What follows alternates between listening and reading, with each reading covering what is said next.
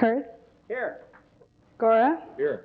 Natoli, Dickinson, Here. Yee, Here. Nilo, Here. Shelby, Here. Waters, Here. Hey, Jim. Collin. Here. We have a quorum. Okay. Wonderful showing this afternoon. Thank you. I want to make an announcement first that this meeting is being cablecast in its entirety and is going out over Metro Cable 14, the Government Affairs channel of the Sacramento Comcast system. The meeting is also being videotaped in its entirety to be shown on Saturday, March 6th at 12 p.m. on Channel 14. And in addition to that, there's also copies, VHS copies of these meetings that are available through the public library system, and that takes a period of time before they're available, but they are available. And a second announcement is that if we have members of the audience here today who wish to testify on any items that are before the Cable Commission, we need to have you fill out a speaker's form. I don't see any on the front podium, but they must be on the back table then. So if you'll fill those forms out with the agenda number that you wish to be heard on, then we'll know to at least call on you at that point. So with that, our first item of business today is the election of a chair and vice chair for the Cable Commission. And our current vice chair is, who remembers? I don't know. We'll have to look at, what does it say here? Kurth or Waters? Me. It's you, all right. I read my agenda. Oh, no. I wanted to see if he's paying attention. Is it Waters? All right, do we have a motion on the chair? Yes, Mr. Chair. I'd like to nominate Mr. Robbie Waters. I'll second that. All right, whatever. Okay. Is there All any those. opposition there, Mr. Waters? No, I will accept, thank you. If I can do as good a job as Isla. Well, we never meet. Okay, as all those in favor? Say Aye. Aye. Anyone brave enough to vote no? Thank you. Okay, and then we need to have a nomination for the vice chair. I you thought nominate this through? Mr. James Shelby. I'll second that. Okay, moved and seconded for Mr. Shelby for vice chair. All those in favor? Aye. Aye. Anyone want to vote no?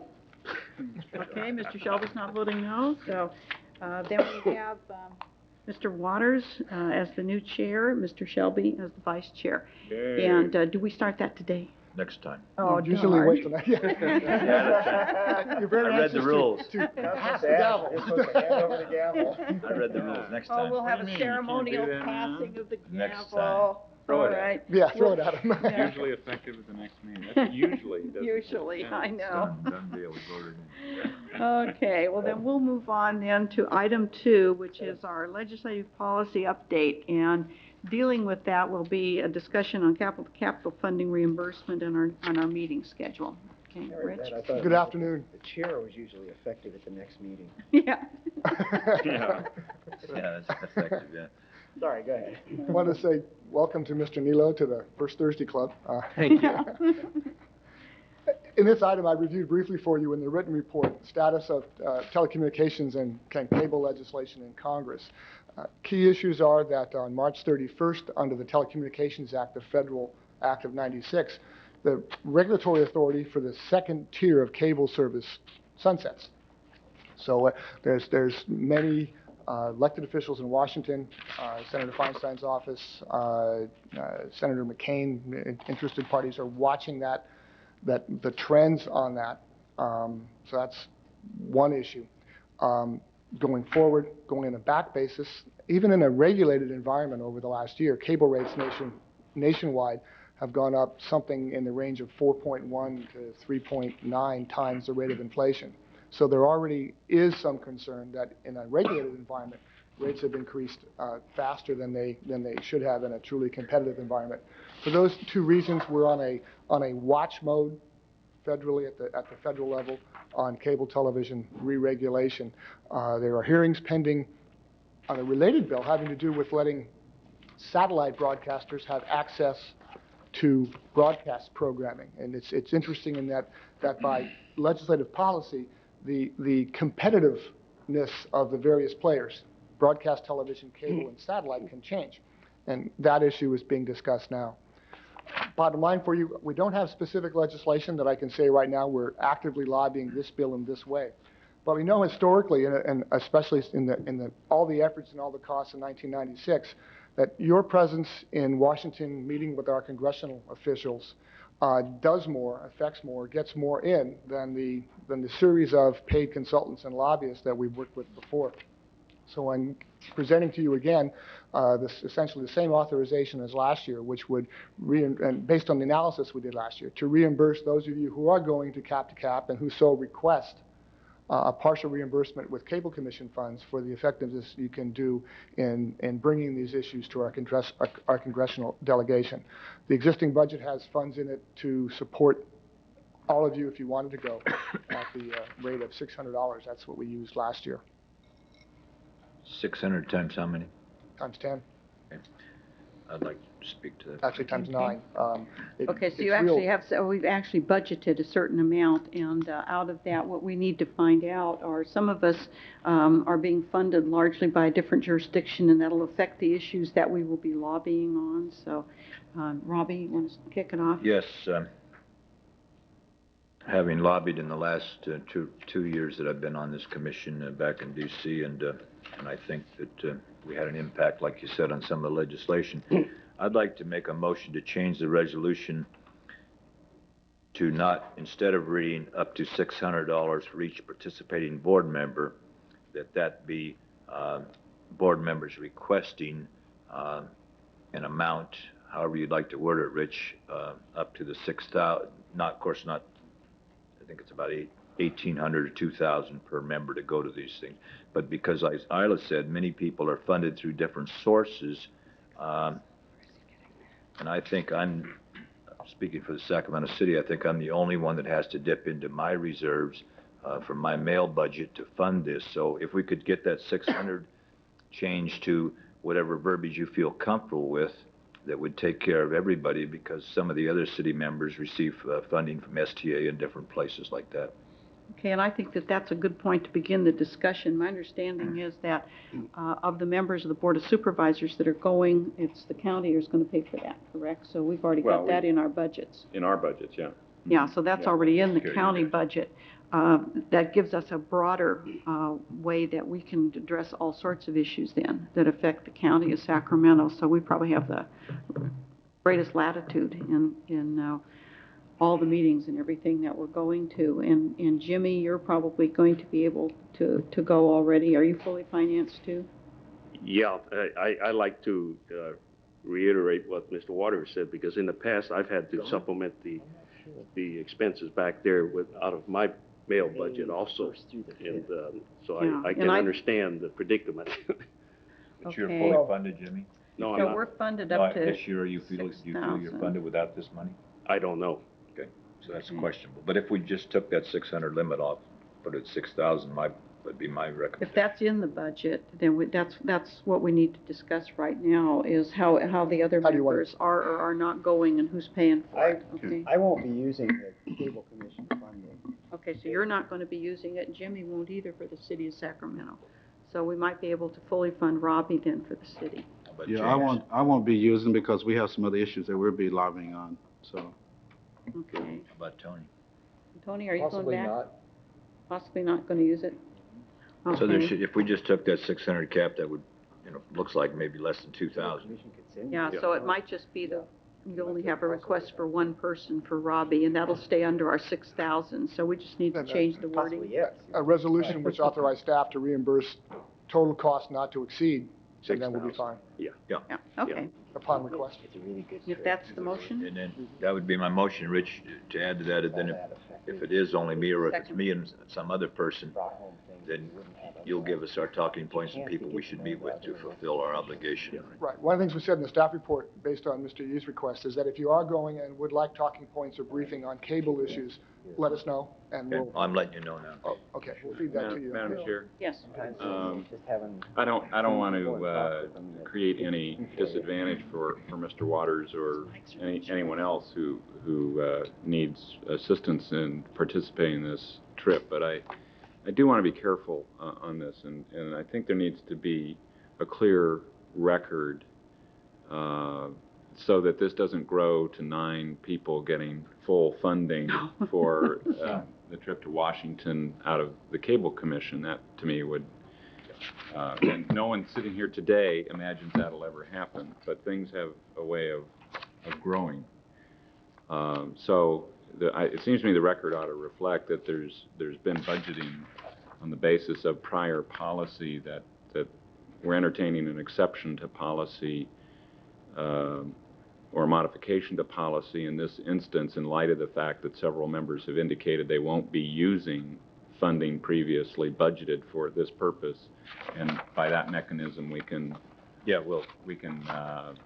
give greater funding to a lesser number of individuals. Yeah, we still aren't exceeding the cap. We're And I not think even- as long as the cap stays there, that's going to force us to examine this each year, and nobody's suggesting we raise the cap. Right. And Rand, as the staff report indicates, 600 times 4 is 2,400, and if it looks like I'm the only one requesting about $1,800, we'll be under our last year's budget. No, I understand. I understand what you're saying for the long range. I don't have a Yeah. problem with that. Okay.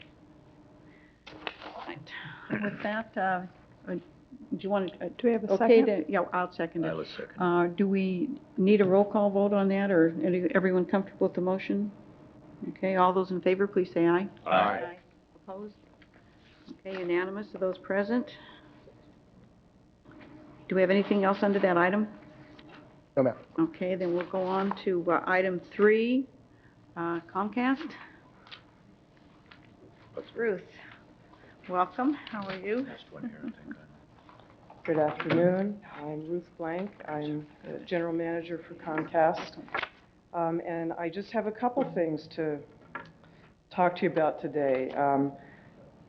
I wanted to let you know that we grew by about 4% last year. The national average was about 1.5%, so there was terrific growth in Sacramento, despite the fact that we have some very active competition locally. We, I think it was January 4th, went to 24-hour customer service, so there is never a time that we're not staffed, and we've added about 30% or more staffing over this time last year. And we have, remember, at the last meeting I gave you a demonstration of our new digital product, and we now have about 21,000 digital customers in Sacramento, and the demand is still very high. So we're very excited about the potential with that product and other new products that will be coming down the line this year. And I also just wanted to mention to you that, as I stated in the last meeting, we are very, very active in the community. And since the last meeting, we've been involved in many different activities in the community. But one that I'm particularly proud of is that we were a participant in the Leeds organization Groundhog Day, and we had about 80 students visit and job shadow in a lot of different areas of our company on Groundhog Day. And I just saw a stack of thank you notes yesterday, and most of these kids that came want to come and work for Comcast, which I take as a great compliment to the employees that were showing them their jobs. They listened in on calls, they watched some fiber being spliced, they watched people climbing poles and going up in our bucket trucks, and they thought that it looked like a great career opportunity. And we now have about 480 employees in this area. So great growth, and we expect a lot more this year. And that's really all I have to report, but I'm happy to answer questions. Okay, any questions on this side? Okay, Robbie has a question? Ruth, I've had a few people come in my store and ask me what the 75-cent increase was on this month's bill when it's been running so steady at the basic, but I'm not even sure the number is $25 or so, and it's gone up roughly 75 cents. Can you elaborate on that, please? Well, there was a rate increase that was effective February, and I'll tell you what, I don't have the sheet in front of me. That's fine. I But didn't know there was. We had an increase, a slight decrease on economy basic, which is the It was 27 basic channel or service, something. and then we had a slight increase. 88 cents on the expanded tier up, 12 cents down on the economy tier It down. must have been the 88-cent one, Yeah. but I wasn't able to answer, and that's why I need an answer so I can tell them when they complain to me. The net was about 75 cents on that piece, and it went into effect February 1st. Thank you. Answer my question. Okay, thank you, Ruth. We do need to go back because while we said we were all through, we weren't because there was a resolution on canceling a meeting in May. What I wanted to do was bring the schedule issue forward into the next item. As we get into this workshop and after Okay, you've into the seen where you workshop. are, Okay. we'll see where we've got now. What you have are some schedule problems. It doesn't look like you'll be here for a quorum at the May date. So we'll be working on Yeah. schedule things. That's very true because almost everybody will be back in Washington. Right. Okay. So I'd like to take that either in the staff with item status item at 4? the end of the day. Okay. We'll move on then to item 4, which is the community programming grantee agreements policy workshop. From the podium. You didn't need a motion on canceling the meeting? No, we're gonna move it to the end of the agenda. This is a workshop discussion of policy issues relative to the community programming channel use agreements. And for Mr. Nilo and some of you, we haven't been through this exercise in 6 years. correct. Your community programming grant agreements are 3-year agreements. The agreements are the administrative tool that governs the use of the community programming channels. 3 years ago, we renewed what had been prepared 3 years before. So this is the first time in 6 years that we've been through this process. So what I've raised for you in the staff report are staff questions of a policy nature to work through in this workshop, to give staff guidance, and then at the end, advise whether you want us to bring it back in April or if we're okay to go through and finalize. Dim the lights here. So our objectives today are to educate you with some background, and hopefully you as policymakers can give staff and council some direction. The graphic on the right is where we're starting. Staff sincerely hopes that at the end of the day, at the end of the workshop, all the arrows point the same way. Staff guys, the last thing we like are things that go like this. So we're hoping to give you some information and some background, as well as getting from you direction on changes in policy, if any. It's clear within these policy agreements that should you like the status quo, you can leave it. As background, you own 7 cable channels on the system. You negotiated for these in 1982 and 83. They were the subject of much consternation at the time. But there are 7 channels in the system designated to be on the entry basic tier. Again, your cable television services are packaged in tiers. There's one tier that everyone must subscribe to first before you move on to the others. All 7 channels belong there. Those 7 channels, in a macro analysis, are quite an asset. If you look at the cable rates that Mr. Waters just asked about, and you kind of work it backwards, your constituents are paying, round numbers, 50 cents a month per channel. So that the aggregate cost of those 7 channels is some $10 million a year. That's what subscribers are paying into the system. It's not to say that if you took the channels away, rates would go down. The cable company would replace those with other channels. But there's a sizable investment on your subscribers' part in these channels, as well as the investment that you put in. The second part is there are no rules on the overall governance of these channels. As Harry and I discussed at length, federal and state law addressing how these channels are used is really up to you. There has been a few instances of case law, mostly because of interpretations of law and ordinances done by policymakers such as yourself and conflicts there. There's nothing in federal law and state law that says you have to do this, that, or whatever. As way of example, and maybe not crossing too much, but say Mr. Yee is a terrific fan of Michelle Pfeiffer, and I think that would be a noble place to be, and you wanted to have a 24-hour-a-day, 7-day-a-week Michelle Pfeiffer channel, and you decided that was in the public good and you voted that way, you could do that. You have that range of authority. There's nothing locked in concrete that says how these channels might be run. You're investing this year $1.25 million in your community programming grantees on a base of $1.1 million. Your budget this year will start at a base of $1.1 million. When you look at the 7th channel, you have 4 channels allocated to the grantees as discussed in your report. The 7th channel is the one we're on right now. Your total expenditures for community programming are about $1.5 million a year. That's a sizable investment on your part in addition to what consumers are contributing. You have award-winning grantees. They have done very well over the years in presenting programming in the community interest for you. But they have requested, as you've seen in the staff reports, some changes to the policy documents.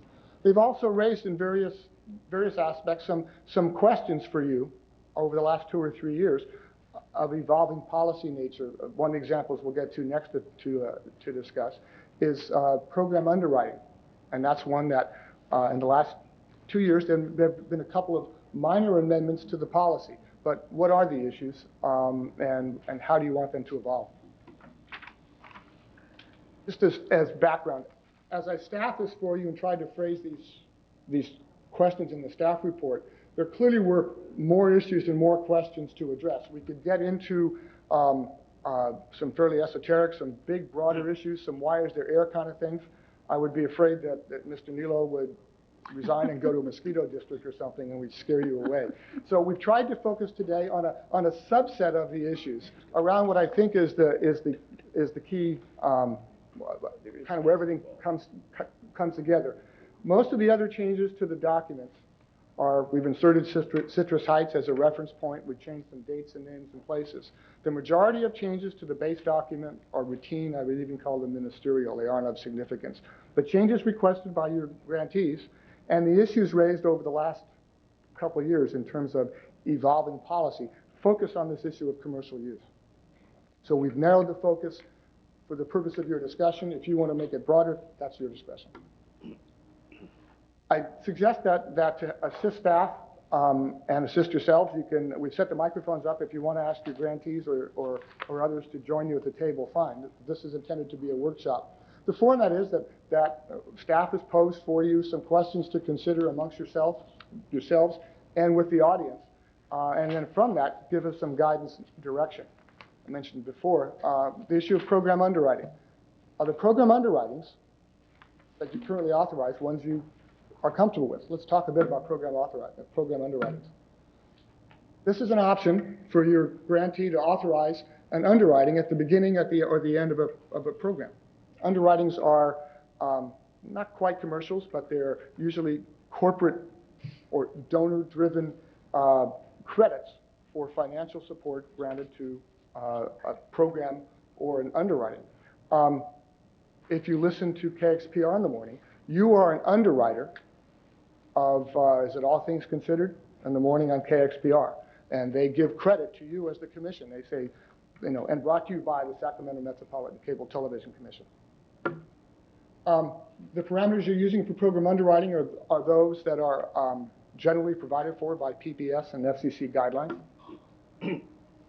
Under your current policy, they're scheduled at the natural breaks as determined by your grantee in the program. You haven't said it has to be at the first 30 seconds or the end of 30 seconds.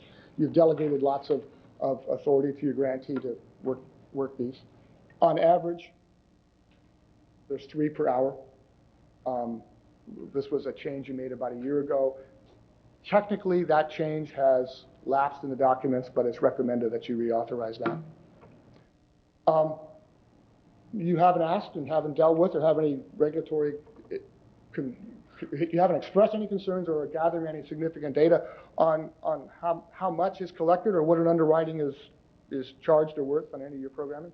They could be $1 million for all I know, for all that we know. We haven't tracked them. I don't think they're quite that high, but that's something that I pass back to you.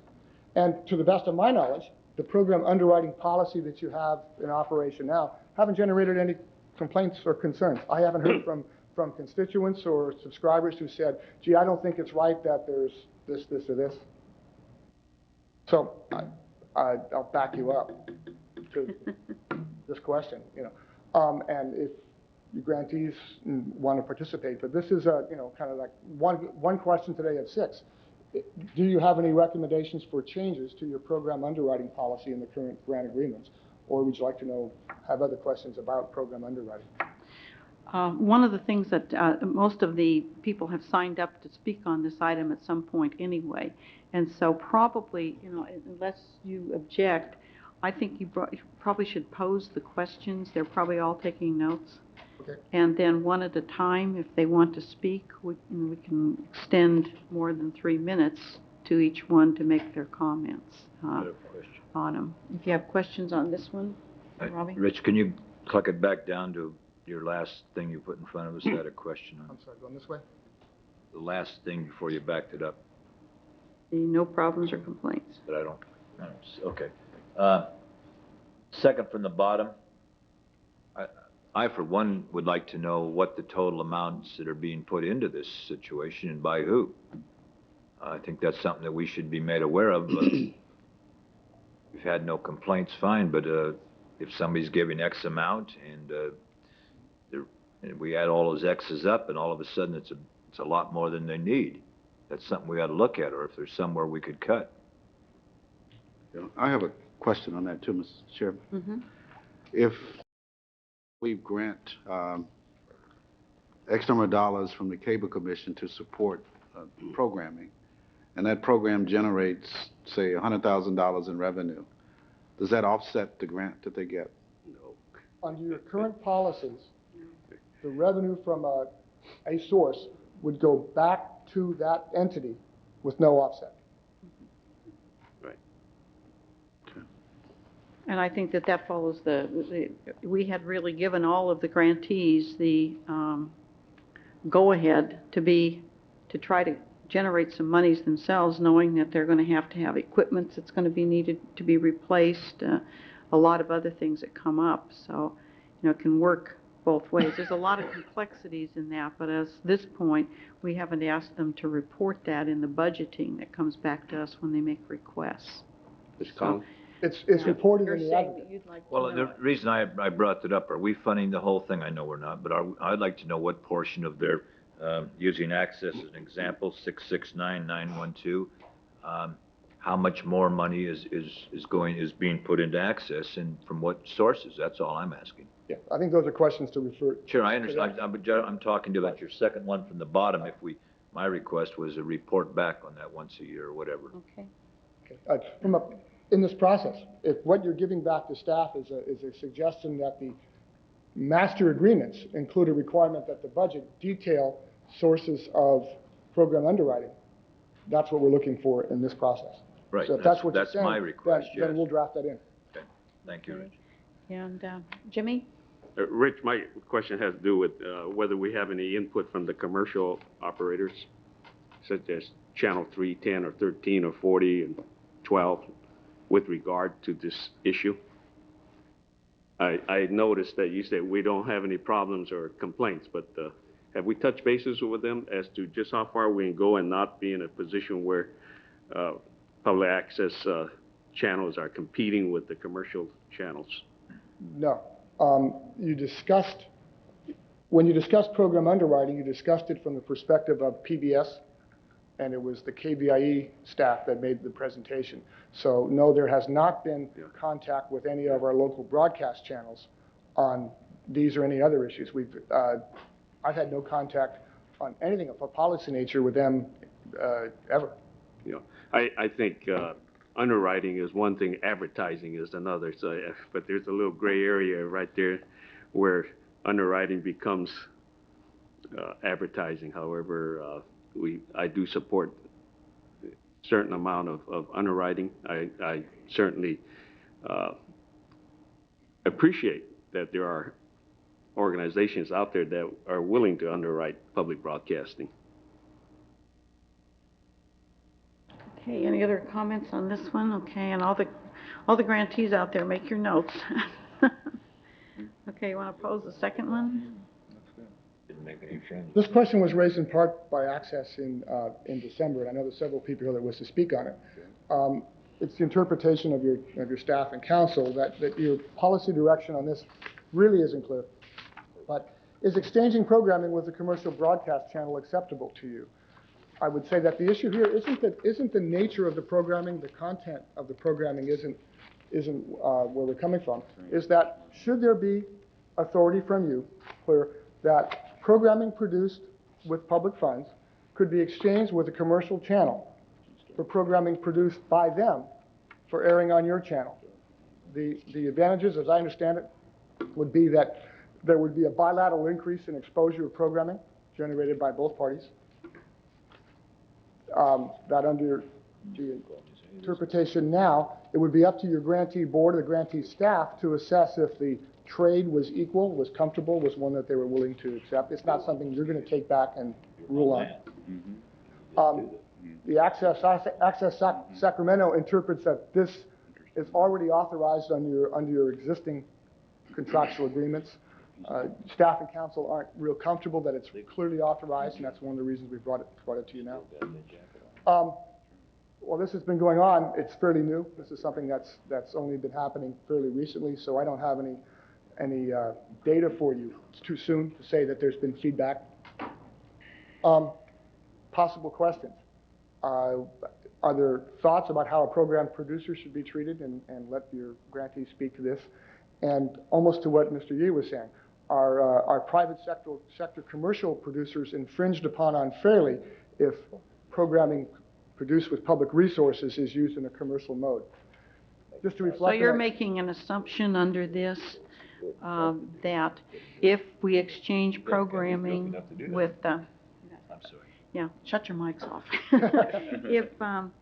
If we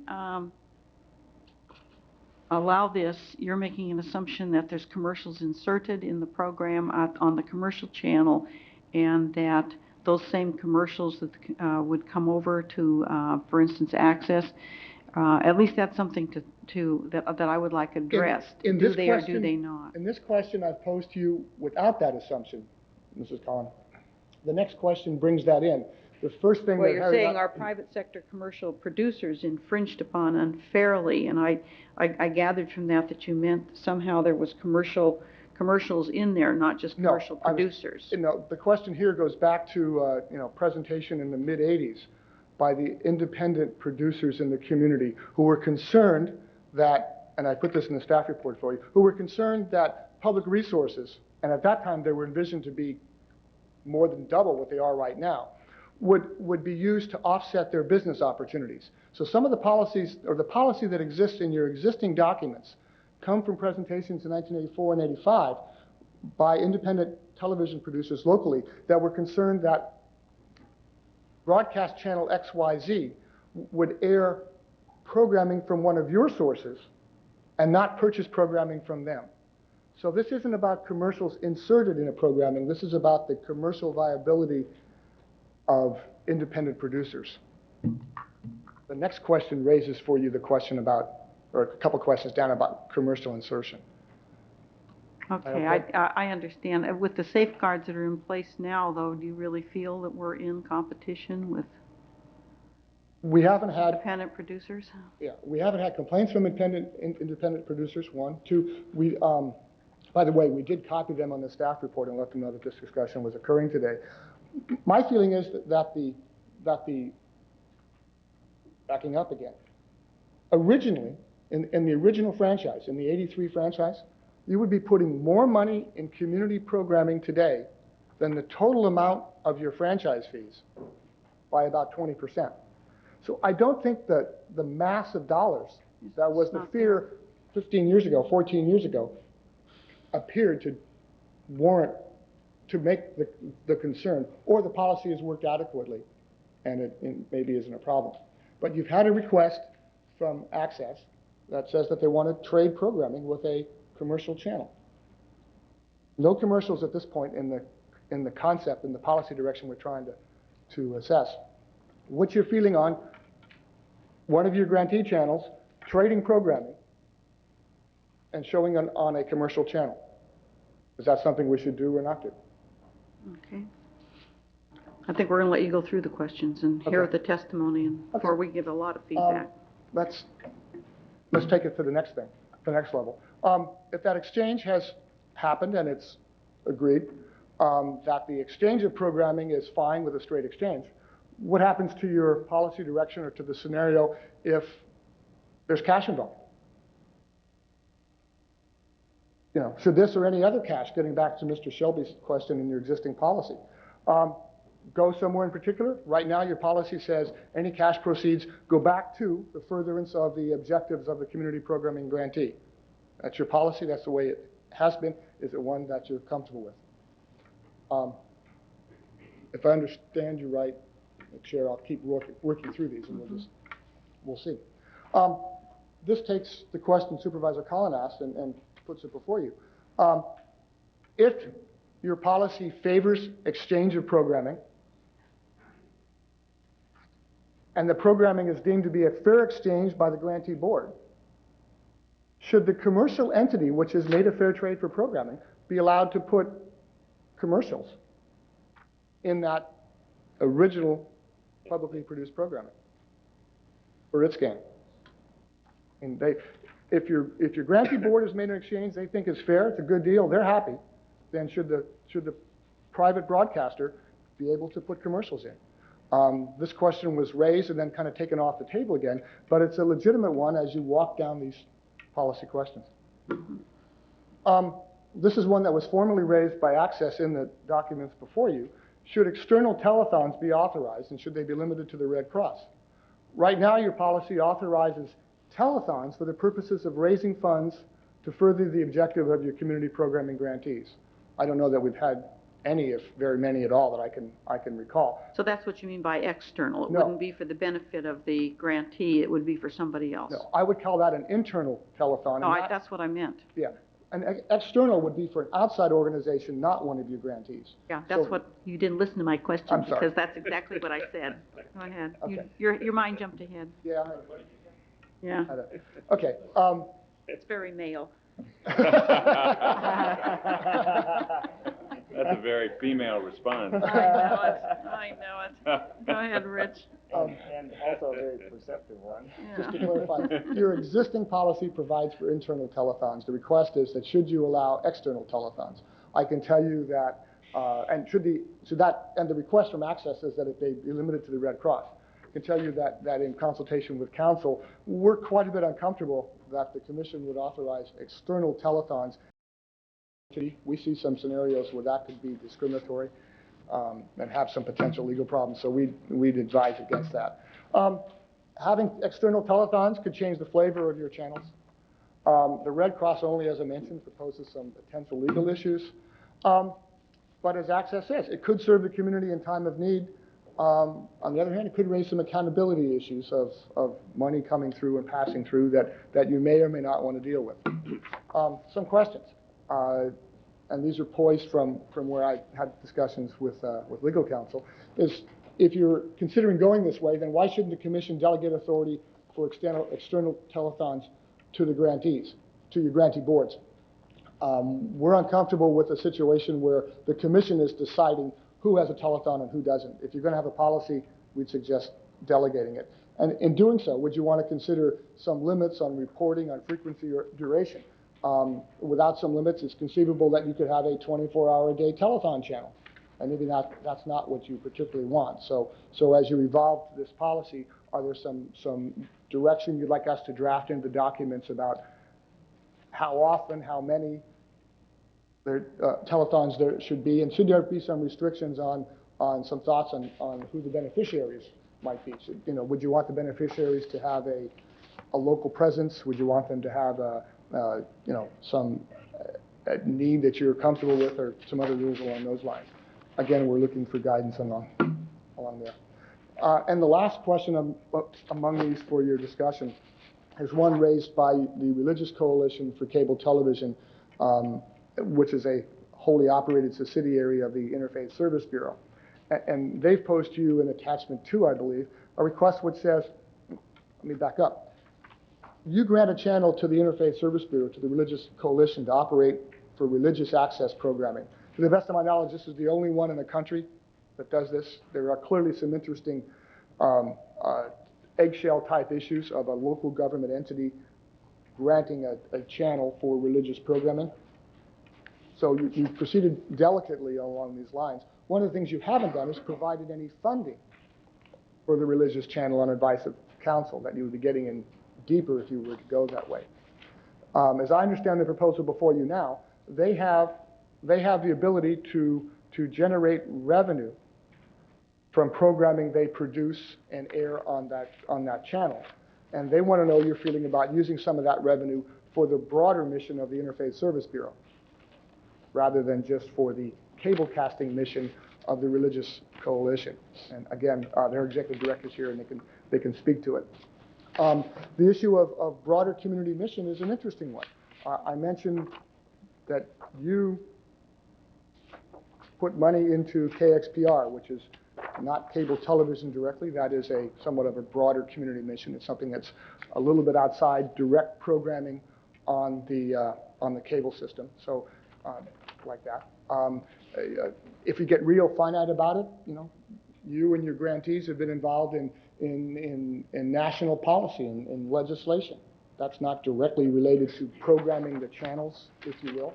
So there is some precedent and some other policy direction that you've taken or your grantees have taken, that some of the things you've done have gone to a broader mission. Do you want that with the relative to the Interfaith Service Bureau? Then how does that apply to other aspects, other general policies? One thing in our thinking, and we've presented you with a insert strikeout draft document in the packet. And by the way, I gave you one in January to look at because the reporting relationship with your grantees is essentially to you. Staff has a minimal role in that relationship. The grantees come to you at your meetings, monthly or quarterly. They come to you at budget time and tell you what they're doing and seek approvals. Those don't go through staff. That's a direct relationship to you in the reporting structure that you've established. Historically, we've tried to stay with one base document with minor revisions for each of the grantees. As you look at this issue relative to RCCTV, you may want to direct staff to prepare, and you may wish to negotiate more individualized channel use agreements, if you will, in the future. I think that the administrative need to try and keep them all parallel and all the same is a legitimate one, but if your policy perspective is to change direction, change authority, it's clearly within your prerogative to have different agreements with the different entities. And finally, this is repeating what I said about the Interfaith Service Bureau and some questions about fiscal monitoring. If you were to grant authority for broader purposes, are you interested in having any kind of monitoring? And then, lastly, from legal counsel, are there any legal issues here with church-state kind of implications? My final question to you was, based on the document given to you, the master document given to you in January, is there anything else that we've missed that you'd like to discuss? Any other policy direction you want staff to incorporate in the drafts and to bring back to you either in the interim between now and your next meeting or at your next meeting? Those are the 7 thought questions for your workshop. Okay, I think that really helps focus in on testimony too. Unless people want to bring up other things now, I can start calling. Yep, okay. Just Rob? one question. I find myself wondering what the value of a channel is. If we were to sell this, auction it, lease it back to the cable company, what's the value of a channel? Difficult question. In 1996, I discussed this with the then general manager of Sacramento Cable. Things have changed a lot since then. One is that compression technology has come into play, so the value of a channel is less because there's been a multiplier effect. The best guess I could give you, the best guess he could give us at that time was $100,000 to $500,000 a year. I would guess now it might tend to be toward the lower side. It comes down to what revenue the cable company or yourselves could get from that channel. If there was theoretically, without getting into all the legal issues, if you decided you wanted to convert a channel to revenue and could find a programmer that wanted you to pay, you to do that, the value of the channel becomes what that programmer would pay. So if I don't know, it could be government. If NACO or the League of Cities wanted to program a channel and pay you 50 cents a subscriber to carry their channel, fine. If the XYZ regional sports network that Comcast is otherwise not carrying wanted to carry a channel and wanted you to carry their channel and conceivably all the legal things worked out, the value becomes whatever they would pay. It's a tough number. It's not that road isn't one that's been frequently embarked upon.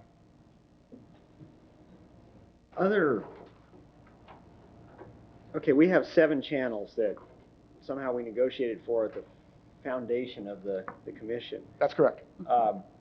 What's the standard in other areas, other jurisdictions? There's not a standard. It boils down to whatever you can negotiate for. What brought, What's the average then? I would say the average is 3. Are there other commissions or the similar bodies that have 7? Not that I'm aware of. You collected, there used to, at a time, there were 19 elected officials sitting here, as That's right. Supervisor Collins would recall. You put all your jurisdictions together. No, I mean, Yeah. actually, it was kind of fascinating. It was a fascinating process. Common ordinances adopted by all the jurisdictions. The Los Angeles model would probably have 30 different franchises in the area that you've got. Your forefathers and foremothers, whatever, put it together and bid a collective franchise and bid it hard and bid it aggressively. That's what generated the lawsuits at the end of the process was that we allegedly were too aggressive. The results of that at the time were 7 channels. Again, I think the average would be probably 3 or less in most renewals now. A provision that the cable operator would pay $1.25 a month per subscriber for community programming. There's right now 250,000 subscribers, so you'd have $3.6 million a year for community programming alone, plus franchise fees of $5 or $6 million a year in the original franchise. Plus, there was a complete community-wide institutional network. This would have been the first wired community in the country, and the list goes on.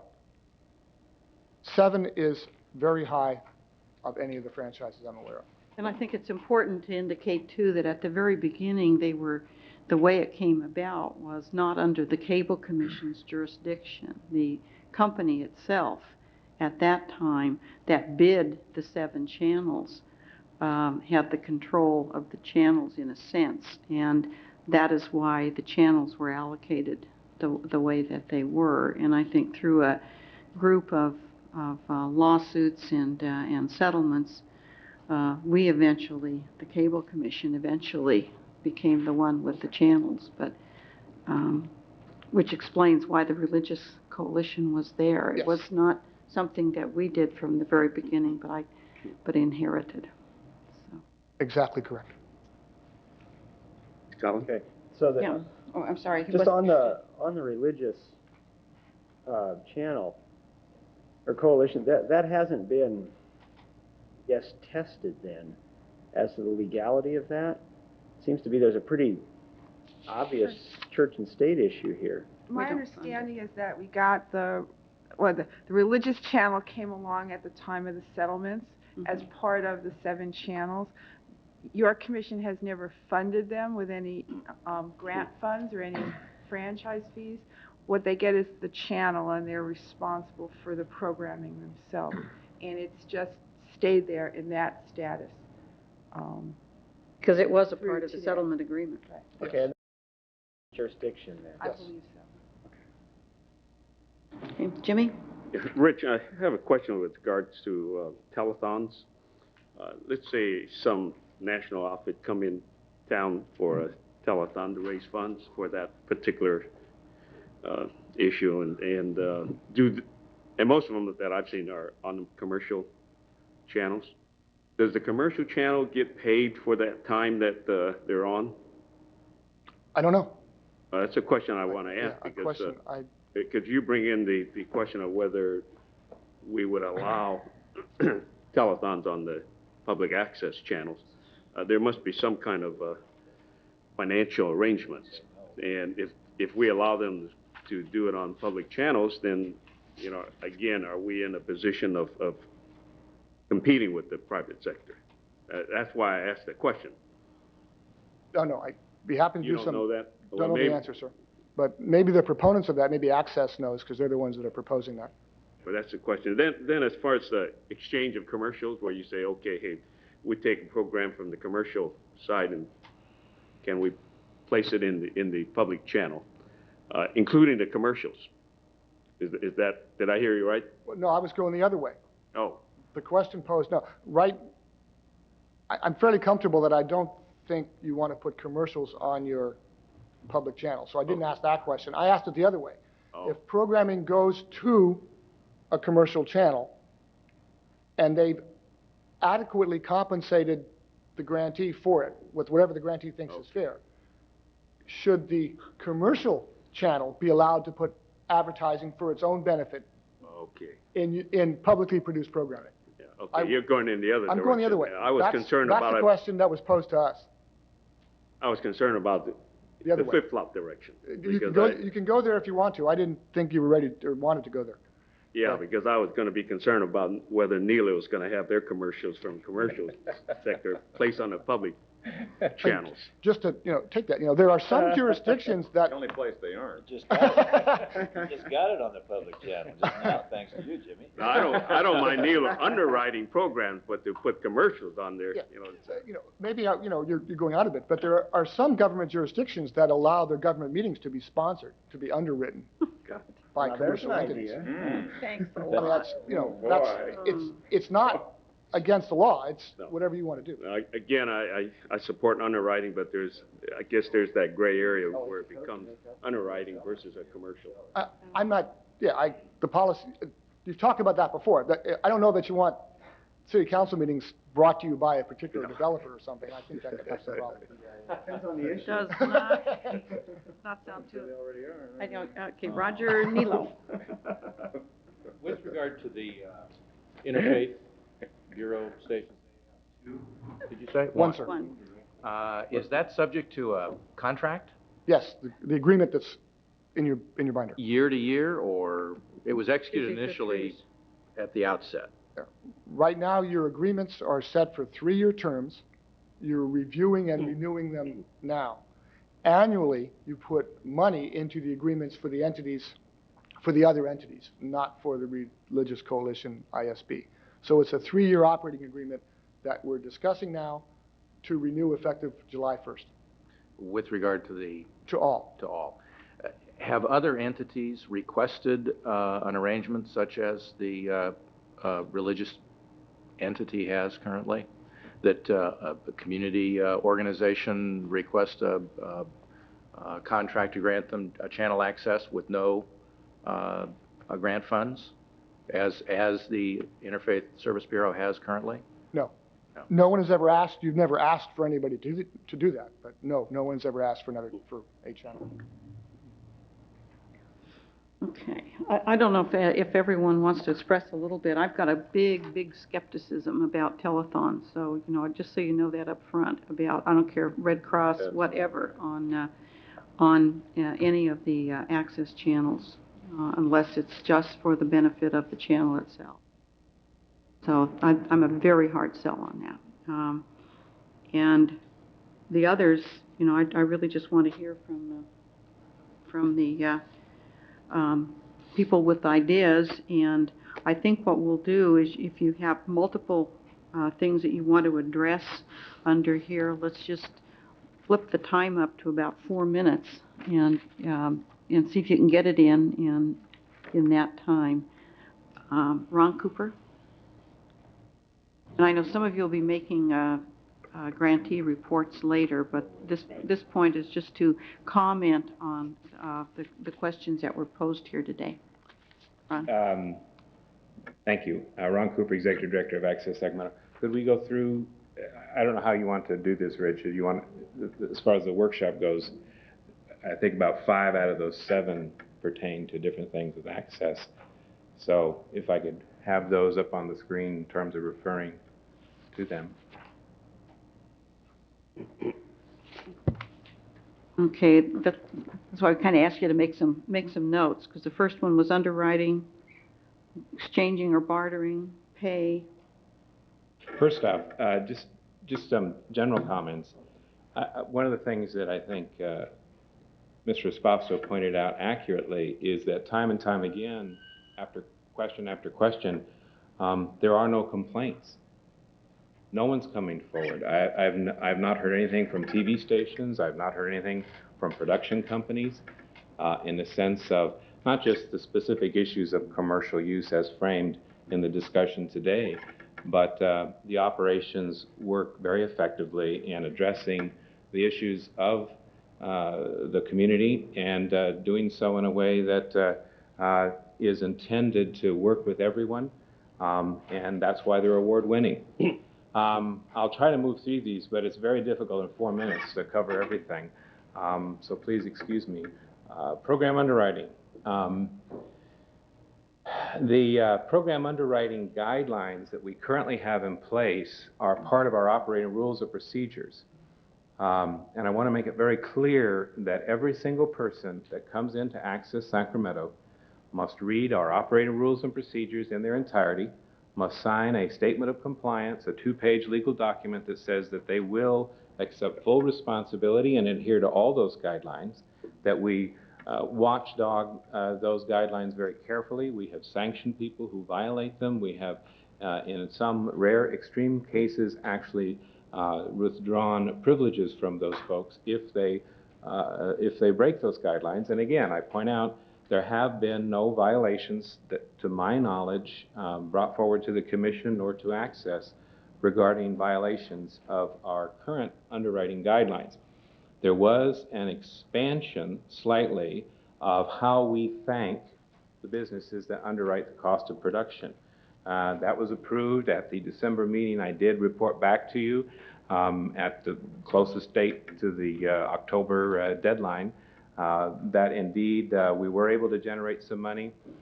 It's still short of the actual cost of staff, including part-time high schoolers, to do Game of the Week, even though Game of the Week is a natural in the sense of business underwriting. It's very much an uphill battle. To answer Councilman Yee's question, the 31013 have never expressed any concern about our somehow undercutting their efforts. This is the 20th largest media market. This is an extraordinary competitive media market. Our underwriting efforts are solely directed at finding businesses who will help us do the right thing and thanking them on the channels in very specific terms outlined in our underwriting guidelines that you have approved. So it has been in place, continues to be in place. We address it every day, and that's why you have no complaints. Let's move along, I guess. Question number 2. Do you just click this?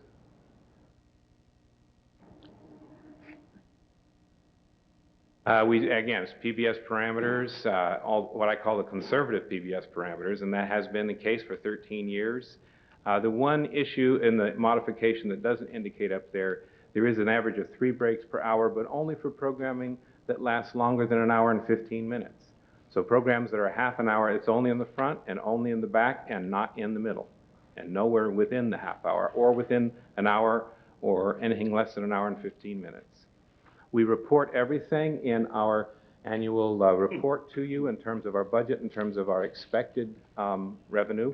We are also audited every year, and those monies are broken out and presented to you in audited form. The one question remaining is a more detailed list of underwriters, and that's just simply a matter of handing you that list if that's something that you require. Ron, I tell you what, you've ran out of time. So what I'm going to ask you to do while I call on the other speakers is, if you have specific items you want to address on those others regarding the bartering, the whether cash should be involved, whether commercial entities should put commercials in on the other side, and on the telethon issue, I will call you. Yeah, I know, but I'll call you back up. But let me call Craig Powell, and let's hear from some of the others first, okay? Because we can also take a lot of written material. We're not making any final decisions today, okay? Craig Powell? Good afternoon. I'm Craig Powell, attorney for Access Sacramento. It's nice to be back here after a hiatus for such a long time. Usually I'm up here when there's a major trauma involving cable, and I'm really happy to be here when there's no such trauma. We're on pretty happy times. So let me get right to the point. I know your time is short. Okay. First of all, on the exchange of programming, we are talking about something that, as Ron had mentioned, has not raised complaint in the past. Assumed, based on the interpretations of these agreements, that there has been permission to be able to do such a thing. We had some dialogue with staff on that. There was a little bit of a gray area. But the fact of the matter is, as a policy issue, whenever there's an exchange, and say for in this instance, Access Sacramento assesses that they're getting a fair deal in the exchange, the public interest, I think, is protected. There's a quid pro quo. There's no private inurement to a private party or private gain. And I think as a matter of policy, and this includes both cases where we have exchanges as well as possible sales of programming, occasional sales, is that I think it's in the public interest to try to provide incentives for organizations that they are subsidizing to try to at least develop some source of funding on their own. And I don't think it's a wrong thing or a bad thing. I think, as a matter of fact, I think it's a positive thing. I think it's something that your various constituent bodies have supported in the past, the policy of trying to get nonprofit organizations to be more entrepreneurial, consistent with not having an unfair competitive advantage over commercial producers. And that's why I think it's important to realize that we have not had complaints in the area from commercial producers. So I think it's a fair thing. I think it's a proper thing. I think it's something you want to continue, not strangle. With regard to commercials on programming broadcast by a commercial carrier who they acquired in a swap or a purchase from a grantee, their insertion of commercials, I don't see anything particularly wrong or evil about that, frankly. I think that it does allow a broader exposure for programming produced through your grantees, and I think that's a positive thing. With regard to telethons, I had a discussion this morning with your staff or with your commission council on that. We are in concurrence that we don't think it would be a good idea as a matter of policy for you to be giving consents to specific telethons by specific sponsors like the Red Cross. We think as a matter of constitutional law, it's probably not a good idea to say yes to you and no to you. It's probably not something the commission should be doing. If we are to be doing it, it probably would be a responsibility for the grantees to do using their discretion. And I think they have a history of acting responsibly in these kinds of areas. I think it's proper to have guidelines. I think it's appropriate both in terms of frequency, duration, and perhaps having a local presence for whatever nonprofit organization is doing it. The idea of accesses was to be able to do it for the Red Cross in exigent circumstances where there's an urgent crisis need, where the community needs to raise funds quickly for the sake of a particular compelling public need. And that's probably the guideline that Access Sacramento would adopt internally if it is given and granted the discretion by this body to make those sorts of decisions. It would probably designate the Red Cross to at least as the first. As far as the number of those telethons, there was a proposal of having a maximum of 6, I think, that came from Access Sacramento. That would be an absolute maximum. I mean, that's as much as Access Sacramento can handle in terms of how much work it would require to do. With regard to Mr. Kerr's comment on and Rich's response to the use of these channels, it's not technically true that you can make any use whatsoever of these channels. We have a federal appellate court decision which determined that since these channels were designated for public educational and governmental use, they have to remain that way and can't be sold to the highest bidder. If anybody would like details on that, my time's up. I'd be happy to provide it later. Thank you. Okay, thank you. Sue Pearson Atkinson, you want to be heard on this item also? And after her is Liz Bergeron. Thank you, Commissioner. Sue Pearson Atkinson, Community Outreach Coordinator for Access Sacramento. I would just like to leave you with the idea on telethons specifically that Access is not here to line our pockets or line the pockets of certain organizations. We felt a tremendous sense of, the right word would be compassion, during the Central American disaster, the flooding in Honduras and Guatemala and other countries there. There was such an outpouring of concern in this community, and we felt there was nowhere to channel that. We did it with the telethon. We became the conduit for that kind of concern, and it was simply the right thing to do, something that made us feel good down to the depths of our souls, not to the depths of our pocketbooks. And that's why we would like to have the discretion to do this in the future for crises, for times when our community reaches out to us and says, where do we go? What do we do? Can we help? It speaks to the goodness within all of us that we might have a way to do this in our local community through your local community channel, Access Sacramento. We feel it was very successful with the Red Cross. And I might add, I was just speaking with Liz Bergeron from the American Red Cross. She told me that they have just found out the other day that their budget has been increased for aid to Central America by leaps. Was it 8 million or 12 million to now? To over 30 million. And I have to tell you that even though Access Sacramento's effort contributed about a fraction to the $200,000 that was raised just in this community for the Red Cross effort in Central America, we were the only place who gave people a place to go to feel involved.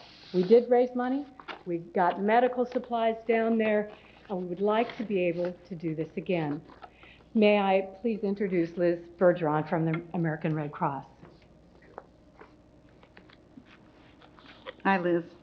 Good afternoon. I'm the Development Director with the American Red Cross Sacramento chapter, and I would just like to say that we support this effort, and we see it as another opportunity to be able to raise funds in the community during times of urgent need, such as a disaster, including local disasters. Thank you. Okay, thank you. May I continue on this, just to introduce, following her, a videotape that on the same subject of telethons. We wanted this whole issue to be not open to everybody. We want to have. How long is it going to take? It's 1 minute. Okay. I promise you, it isn't long. I don't think I used up my 4 minutes. But in any case, we wanted this to be an experiment with the Red Cross. We don't want it to be open to anybody under any circumstances. It was for crisis response. And I want you to hear from somebody that you'll all recognize, though no relation of mine, a good friend of mine, and a good friend of this community. If you would roll the tape, please. Unfortunately, disasters will always be a part of the news of our lives, but fortunately, the American Red Cross will always be there. Access Sacramento responded to the crisis in Central America very swiftly and with great impact. I was pleased to be part of that, but now I understand there is language that prohibits that between the Cable Commission and Access. I'm asking you to reconsider that language so that Access can continue to help the American Red Cross as these unpleasant situations continue to occur in our lives. To me, responsiveness and getting the community to act is exactly what the words public access mean. Just in closing, Commissioners, I would say that we would like to be able to offer our good neighbors in Sacramento a chance to reach out in their world, not just locally, yes, locally, but in their world when people are in great crisis. We have a need to connect. They have a need for us to connect. We, Access Sacramento, would like to be the conduit for that kind of good human kindness. Thank you very much. Thank you. Yeah. Yeah. You have a question? Mm-hmm. Can you repeat the number of dollars locally in Sacramento as a result of your telethon? Liz would be a better spokesperson for the Red Cross's effort, but I do recall, and she'll correct me if I'm wrong, the Red Cross raised $200,000 locally for that Central American relief effort. Now, Access Sacramento's telethon raised only a fraction of that, but the point I wanted to make to you more than anything was that we were a place for people to go to understand that here's how they could be involved. We had cultural activities going on. It was as well an educational activity and a place where people felt like, oh, okay, here's where I can come. Even my colleagues in broadcasting came to our station to take part because they too had no place to go. Their own stations were not doing this kind of helping. And they were very pleased, as Stan mentioned, to be able to be part of this effort. Thank you. Thank you. Thank Maybe you. I have one question. Maybe I misunderstood you. What, you didn't have a dollar amount? Well, I can tell you that we raised $5,000 cash and $12,000 in medical supplies through the Access Sacramento effort. You can see that that is a fraction of $200,000 that was raised overall by the Red Cross. But it was certainly a respectable amount of money to come from your local Access Sacramento effort to outreach that would otherwise not have been there. Well, Robbie? isn't it fair to say that part of that 200,000 above the 17 figure you just gave us was because you made people aware by putting this out? Well, we hope so, but there's no way to measure it. I understand there's no way to measure. Yes. All right, thank you. Okay, thank you. Jimmy? Sue, was there any payment from Red Cross to public access for the No, time? not at all, and, No, and we would not entertain any relationship of that nature. This would be an invitation for everyone to do good things from, one human kindness to a human in need. Thank you. Okay, thanks very much. Okay, Dexter McNamara. And after Dexter is Kenneth Knoll. Madam Chair and members of the Commission, good to be with you this afternoon. I'm here to speak briefly on, I'm the Executive Director of the Interfaith Service Bureau, and I'm here to speak about that motion in terms of wider use of some of the funds generated through the Religious Coalition for Cable TV. I, first of all, simply want to say that I really appreciate the healthy working relationships that I think are going on in this community around cable TV. So, Rich and Harriet, I really appreciate the way in which you've helped us look at, where we should be and the appropriate things, and working with Comcast. I also want to introduce again Ken Jackson.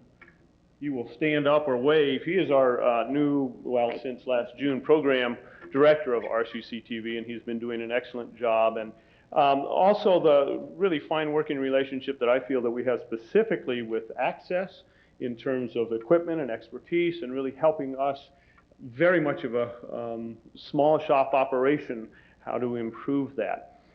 Let me speak to the issue here. First of all, to say that this item here in no way, shape, or form represents any kind of a change of priority that the Board of Trustees of the Interfaith Service Bureau has set for RCC TV. That priority really remains the highest quality of faith and values programming that we can possibly give in the Sacramento area. Kind of two aspects of that. One is the programs themselves that we air, both from local producers and also national feeds that we get, that we want to have the broadest diversity of programs and faiths represented as we possibly can. And we also want to have the highest quality of programming itself, both in terms of the technical quality of the programs that are seen on TV, and maybe a little bit more slippery, the appropriateness of the programming for the interfaith community. Not that we're in any way, shape, or form doing any kind of censoring, but to see that faith communities understand they're to be giving full expression to their own faith experience and background, but also to respect the faiths of others. And then the other item having to do with the quality has to do with our own technical quality, both in terms of the equipment that we have and the personnel that we utilize. And again, I want to say to Ken, who has really taken on to look at what our quality of the equipment that we've had, he's upgraded that. That will continue to be really the priority. This item speaks really to some realities that we have. That RCC TV receives no funding through the Commission. That, as far as my understanding was, when the contracts were first talked about and negotiated, the discussions within the Interfaith Service Bureau had to do with, would it be appropriate for the Interfaith Service Bureau, as an expression of their ministry in their community, to have a religious channel?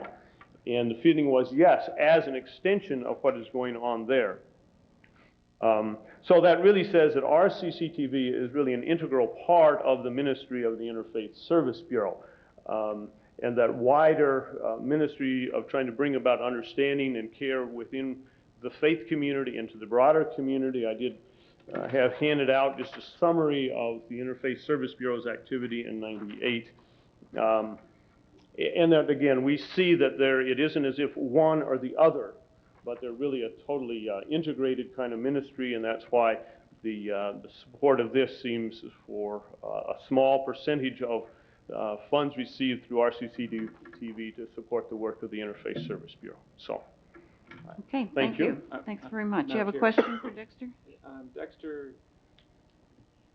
what are the sources of revenue for the Bureau from cable casting now? Is it coming from those who want to have their services cable cast? Is that it primarily? Right. Probably for RCCTV, maybe 90% plus from local producers, churches, classes like that want to, in essence,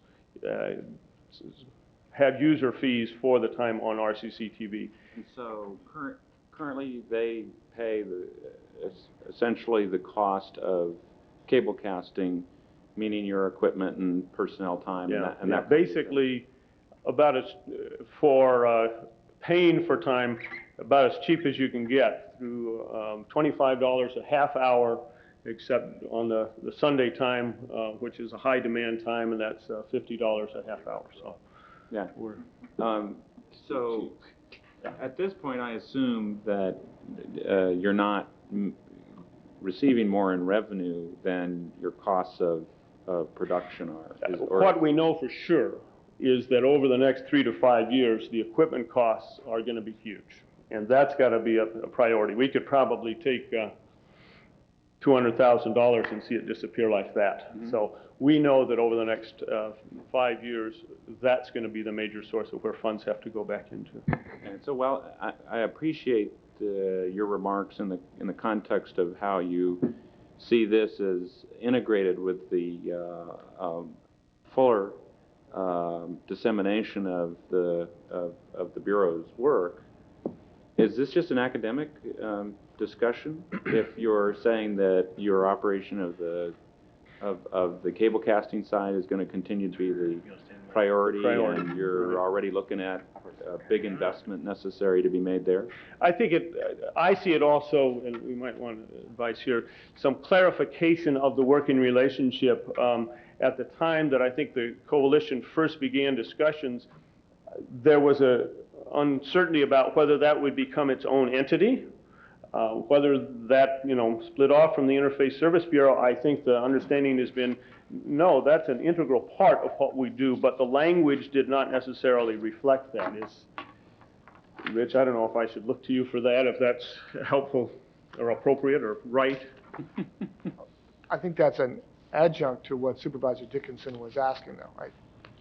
Yeah, is this academic, and how are the funds that you're receiving being distributed, I think becomes the question, if I'm understanding your question correctly. Well, yeah, I mean, I'm first of all wondering whether it's an academic discussion from the standpoint of if there was extra money that it wouldn't be going into keeping you able to cable cast what you want to do already, that you have to make upgrades and improvements to do that. That was the first question. It just struck me, given what you said, that this was a rather academic discussion. But assuming for the moment that it isn't, does it not make more sense if you had some other money available to perhaps cable cast other occasions or services that otherwise couldn't be shown because folks don't have the money to take advantage of the station, as opposed to putting it into some activity of the Bureau that's not cable cast? Mm-hmm.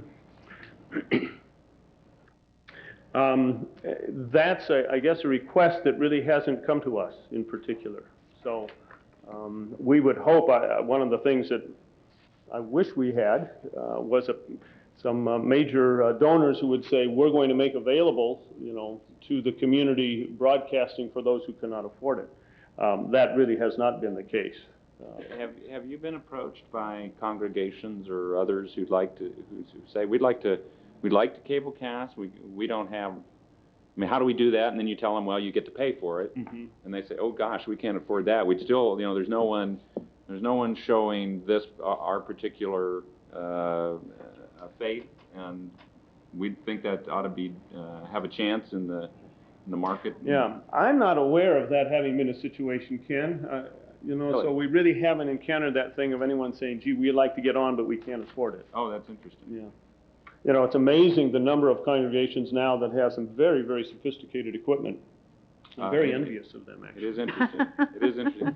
I just have to, my reaction, I have to tell you that, at least at first blush, is if there was additional revenue, and this discussion's not academic, that I would think first of looking for occasions or opportunities. I mean, maybe the Martin Luther King service, for example, as one that wouldn't otherwise be cablecast, but in a whole or in part, but doing things that wouldn't otherwise get on the air.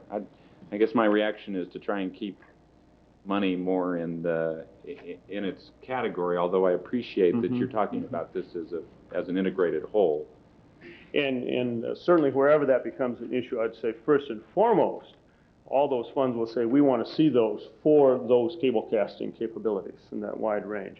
And in addition to that, recognizing that at times, because of the very nature of the Interfaith Service Bureau and so much of work that it does is a coordinating networking kind of component rather than a direct service component, and the support of that networking clearinghouse sort of component. Okay, thanks, Okay. Thank you. Okay, Kenneth Knoll. And then Bob Suffel, is it S-U-F-F-E-L? Okay, thanks. Good afternoon. Given the presentation that was given by staff, there's a whole lot of things I would talk about. But I'm here to, as many of you know or don't know, I am a producer. I do productions in town, and I was part of the group or did not oppose the giving of funds to public access and for programming. But what we were here, and there was a history there with KVIE, is that we were opposed that these funds would be used to compete against local producers. And basically that competition against local producers would come in aggressively going out and selling themselves and their services as producers of commercials, and selling themselves as the ability to fulfill an RFP that, for example, the county would put out for a video or the state. KVIE at the time had a production facility. They had producers. They had a whole range of services, and they were aggressively competing in the fair market. And we felt that giving funds to them would just give them a competitive advantage, would give them the opportunity to buy equipment. That history has gone away because KVIE no longer does that. And I can say from a historical perspective, there's cable access and none of the grantees are competing in that nature. So I strongly encourage that policy continue, that no funds go to compete against local producers in this community, in the sense of competing for contracts, competing to go out and produce commercials, where it's a work for hire, basically. On the underwriting and advertising, the issue is the way I see it and how I sell some of my clients many times is I will sell an advertiser or a client to do both, to underwrite and to advertise. And we produce a commercial which sells product, sells something. And then we present the client in such a way as they are valuable members of the community and they are a part of this community. Though the two are very, very different in their approach. I think there is a marriage of the two in that if you have, for example, a high school program or a championship basketball game, I had the opportunity to produce some championship basketball games several years ago at Arco Arena, which they aired in the Bay Area. But in those opportunities, you may be able to go to an advertiser and say, if we have a program, we'll run advertising in the commercial. But when we go to, repeat plays on your public access, it would just be an underwriter. This program was presented by, this programmer. So I do support the exchange, the program exchange as a producer. The question that was brought up, and flags went up in my mind is the value of the channel that came up, and I strongly oppose government getting into lease access. I don't believe that it would hold up in the courts. And that's if the channel were to sell it's take its channel back and go out and try and sell it. You'd be in the leased access business, and I don't believe the government should be in the leased access business. Perfect example is the FCC owns the airwaves. They could take the airwaves and sell Super Bowl time and put the program on. I don't think that would hold up in court. I don't think that's what government should be doing. So the idea of taking away a channel. I was involved in cable franchising. I was a cable franchising consultant. I disagree when it's the model of this franchise that allows for seven channels.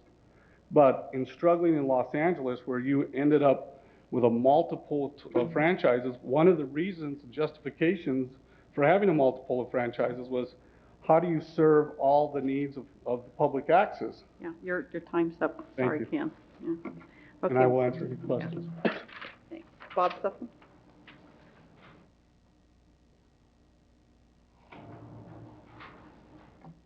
Madam Chairman and Commission members, I am Bob Suffel, the owner and general manager of KBTV, Channel 25, a commercial, community-based small television station.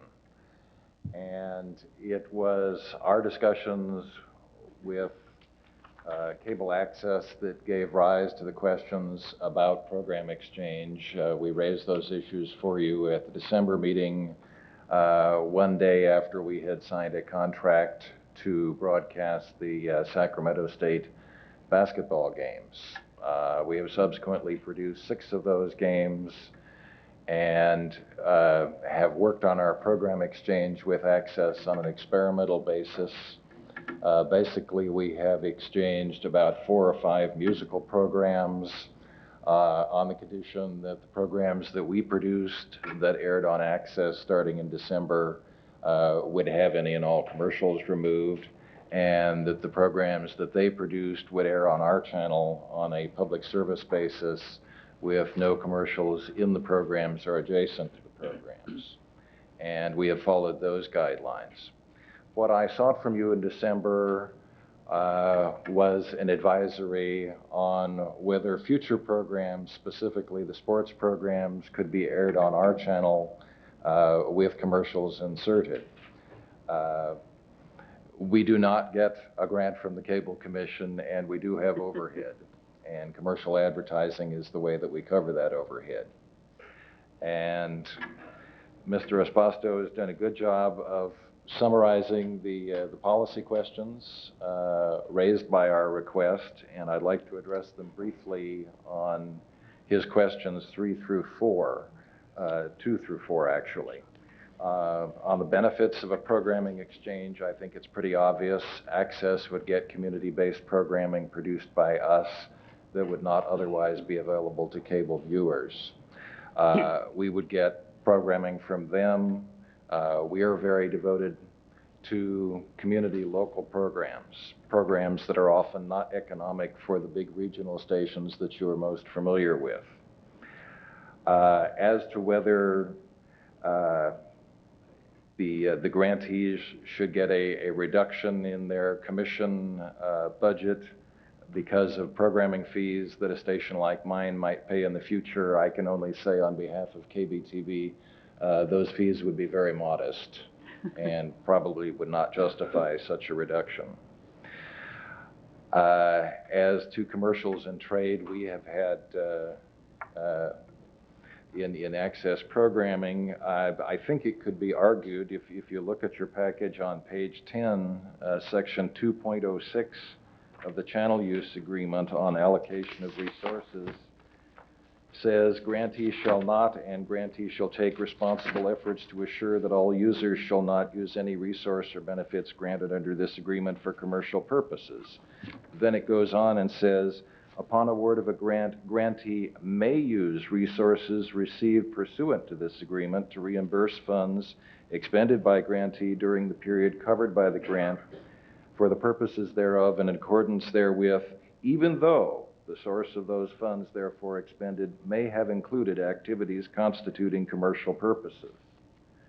And I would argue that that existing language would permit the sort of exchange where in some cases an access program would appear on a commercial station with commercials inserted, and might also cover the case where it is possible for us to pay a fee for use of that program.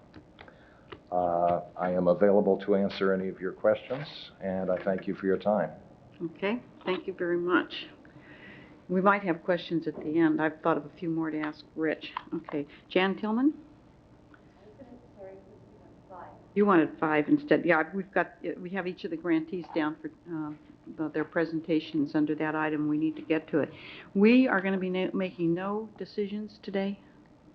And that's what I confirmed. Mr. Shelby had to leave because he's got to catch a plane. So my advice would be that if what's happened in this workshop so far today has triggered you to write us letters, expound upon the ideas, I would do that, because we're going to run out of a quorum if we don't get moving on. I do want to get Ron, I know, but we're going to run out of a quorum. What I do want to pose is one question that we did not talk about is, let's say that, particularly under the access channels, which are done by independent producers, what role do those independent producers make in the decision-making as to whether the program that they produced, if it goes over to a commercial station and commercials are inserted, what do they have any arrangements with access? Is this something that Craig? Okay, Ron.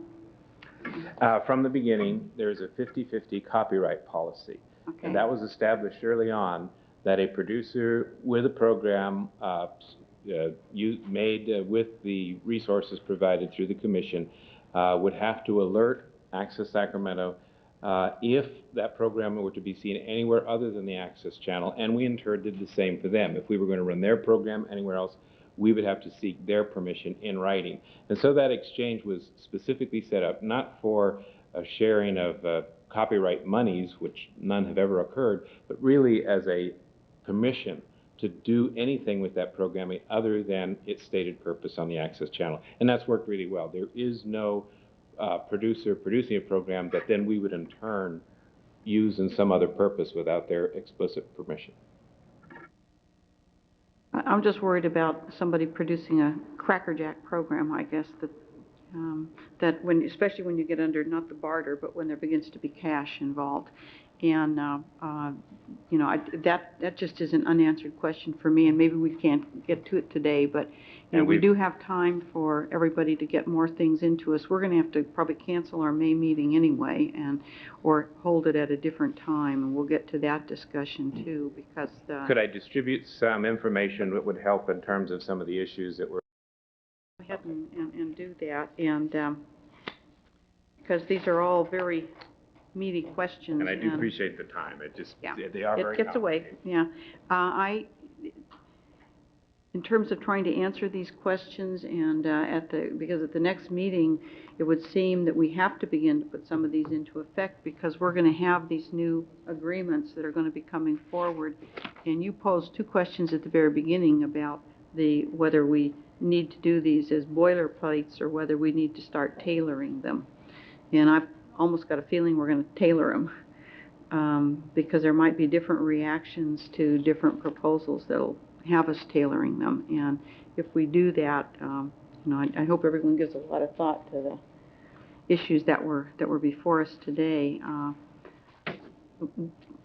We've had no input at this time from Comcast. If Comcast ever does want to put input into this, you can provide that in some written form to us too, also, Ruth, on some of the meaty questions that were raised, because a lot of this did come up during the franchising process. So a lot of the issues never go away.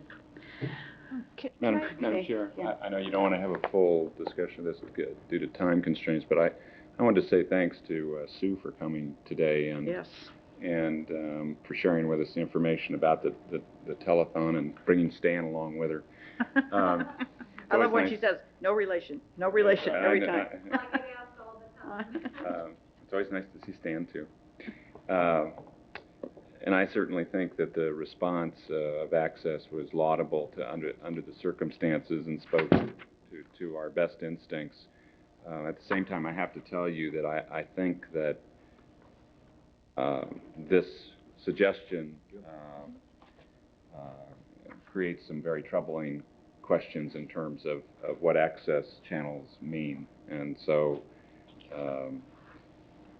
I don't think it's an easy question to answer, and I have to say that I'm generally inclined in the direction of not having external telephones as part of what access channels provide.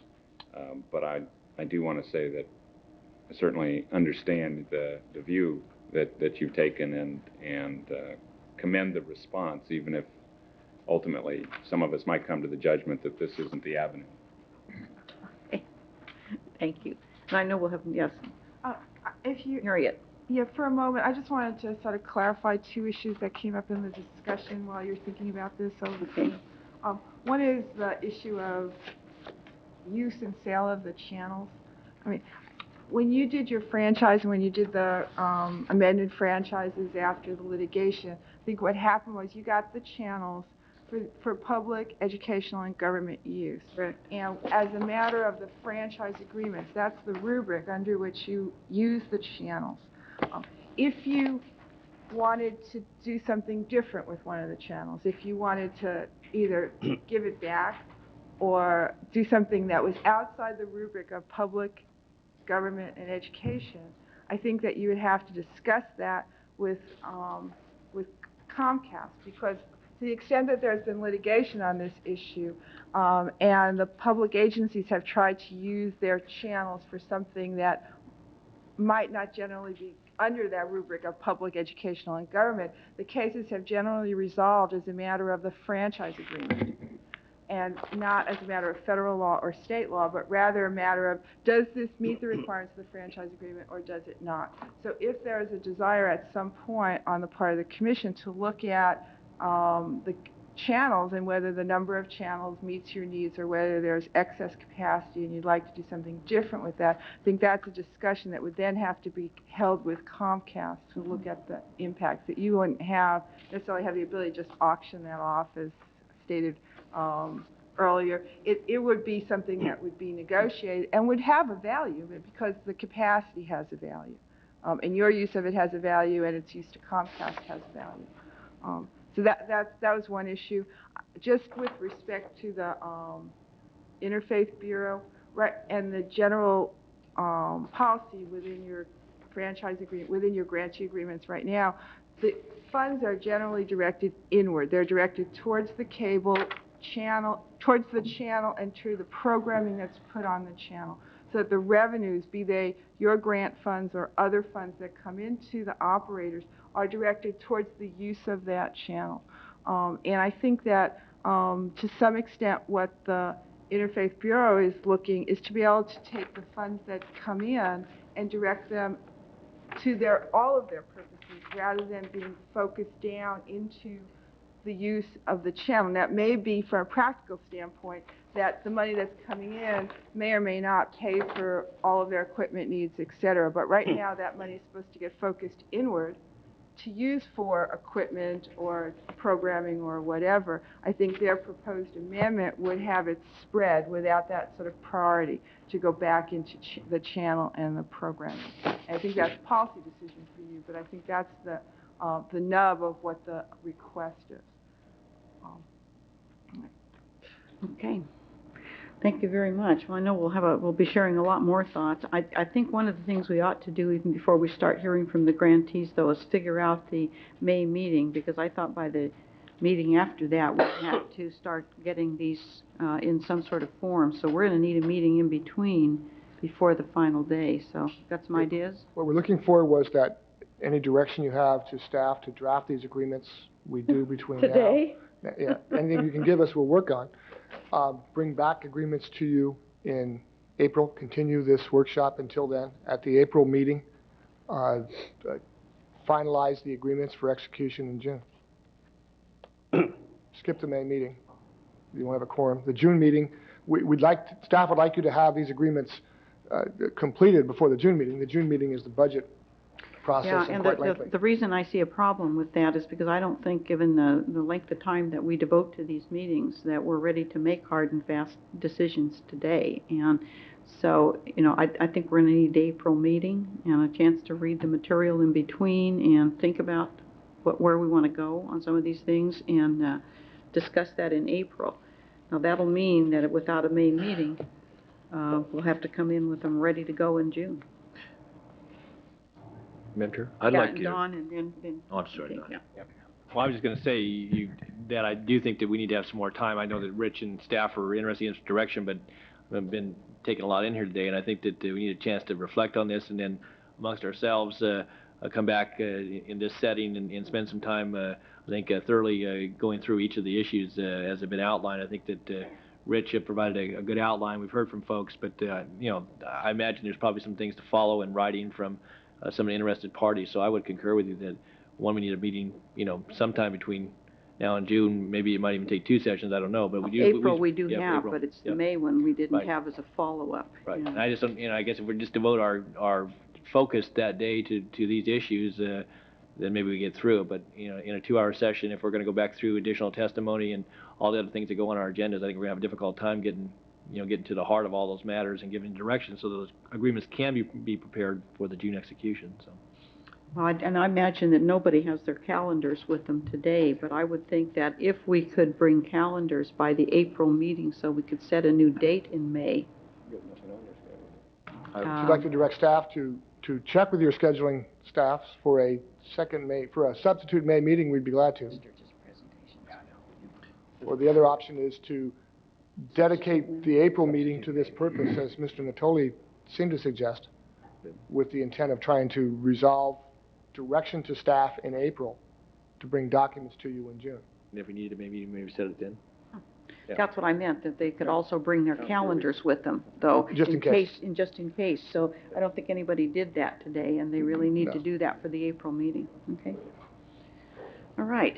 With that, I know we're going to lose some of these people, and I have one thing. you have one thing I still just- to bring up. All Well, right. Go ahead. Don basically covered it, but what I'd like to direct staff to do is not wait till us to bring our calendar in April. You call our staff and see if we can find a date that you may come back with where we're available in May, Yes. rather than wait till April. Right. Okay.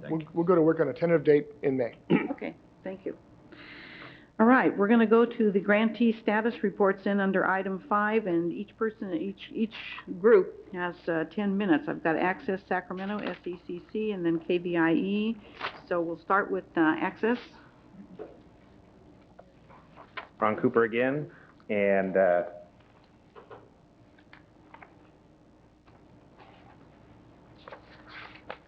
Okay, and I'm not even going to call the names because you realize that everybody's going to be within the 10 minutes of your group, so kind of pace yourselves. thank you, Isla. Yeah, thanks. Okay.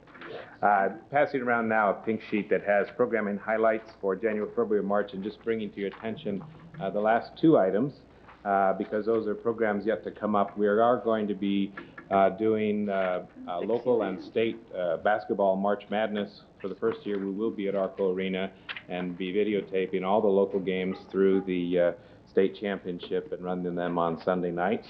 And also on March 8th at 6:30 in the morning, a satellite-delivered program from the United Nations, A World Free of Violence Against Women. And then we'll record it and replay it for later time. But that is a live interactive event from 5 different locales on Earth, and Sacramento is invited to participate. Also, I wanted to pass around the 2 packets, the one small and one large. And I really would appreciate if, with your busy schedules, if you do get a chance to look at those. I have tried to summarize in the larger packet the dialogue and exchange that your staff and I have had over the past month and a half on the issue of commercial exchange that Bob Suffel initiated. So I think we were copied with all that already, Ron. So. Great. And then on the other packet, the smaller one, that's a series of documents that were created based on a comment that Mayor Cerna made in the September 15th City Council meeting about a report that was circulating regarding from David Griffiths and Associates to Bob Thomas, the county executive. And I really would ask members of the commission and members of the city council to please review those documents. That study was an initial preliminary study. The statements made in that study are not necessarily accurate, and in particular, the ownership of channels to be used any way a government franchising authority wishes has already been challenged by the FCC in the city of New York. And Mayor Girolani wanted to convert a government access program to Fox News, and the FCC stepped in and said no. And so we've provided some documentation from the firm of Spiegel McDermott in Washington, D.C., hopefully to clarify and provide some insights that it is, as I think Council was mentioning, it is fraught with lots of jurisdictional issues, and we hope that that helps the discussion. Let me conclude by saying I'm also very pleased to announce that I've been selected to join others in the area in the Sacramento Regional Foundation, raising the standard of leadership as a leadership associate in the coming year. There's 20 nonprofit executive directors in the area that are so selected in order to coordinate and work together and improve our skills and networking. So I'm very pleased to be a party to that, and I know that that will help our efforts in our outreach to nonprofit groups in the community. And just bottom line, in the sense of the issue of the telethon, Councilman Kurth has made a really good point in print recently in terms of the soul of Sacramento. It's something that you don't see looking directly at it. You assume that it exists, but it's alive in youth, it's alive in worship, it's alive in the nonprofit volunteerism in our community. It's alive in terms of the programming that we encourage and we create. It is a window on the soul of Sacramento, and that's always been our intent and will continue to always be our intent. So we're really pleased. And that makes my job every day an exciting place to be. Let me continue remarks with our Vice Chair, Carl Burton, who will speak briefly about our board link efforts with the Nonprofit Resource Center. Hello there. Hello, my name is Carl Burton, and I'm Vice Chairman of the Access Board of Directors.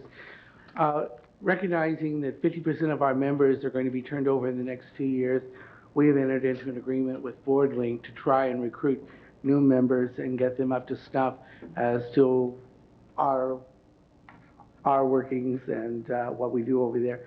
And we would solicit any members that you might know out there in the community that might be interested in joining us in the near future. Thank you. Okay, thanks, Carl.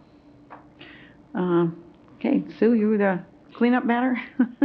Just a quick update. Thank you again, Commissioners. Some things I reported on last time. We wanted to get to a program off the ground on literacy for children. We're doing it in April, our first of the Story Project series.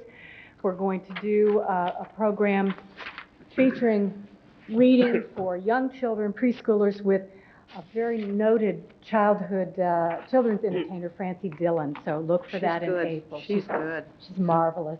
So I can't wait to show you that. Next, we did also, I mentioned this before, we were going to do it. We've done it. We've launched our Sheriff's Community Safety Program, Sheriff's on Call. It went very well. We highlighted several of their programs for this community. We got some wonderful calls. We'll be doing this again. Watch for another community safety program debuting in April called 10-8 in Service. Robbie knows 10-8 means in service. So we're very happy to be launching these. And lastly, we put together a new effort, an advisory committee of our communications leaders in this community to be part of Access Sacramento, invited about 20 community communications leaders to join us in talking about the big issues, not to deal with daily operations, but when we need help, maybe we'll talk about telethons, maybe we'll talk about what program needs they perceive, but I'm happy to report that letters just went out asking these people to join in this effort on Tuesday, and I already got back 3 responses just immediately. Gregory Favre has agreed to be on our advisory committee. Of course, you know him now as Vice President of News for McClatchy. And as well, Bertha Mitchell, General Manager of Q58. And my latest response was from Dave Walker, a yes. So we're hard at work putting an advisory committee together to help us with the big issues, the really meaty things that come our way. And when it comes to serving our community in the best possible way, we think we're going to eventually have quite an impressive list of people who will help us grapple with some of these issues. And might I just add one last note on telethons, because I know I've got some hard sells here, but perhaps we shouldn't, maybe it's the word telethons that gets this visceral reaction. Maybe we should call it instead specialty natural disaster programming. And maybe that would make a difference in your minds. But I do want to say you'll be getting a letter from me probably on this issue. And we do want to be very careful. We understand your concerns, but we also were so pleased with our ability to connect with our local community in this regard. And Red Cross noted they had such an unexpected outpouring of concern in this nation. That's why they upped their budget from $8 million to $38 million. We, in turn, saw that on a local level. We didn't expect the response that we got, but when we perceived it, we responded to it, and we would like to again. Thank you so much. Okay, thank you very much.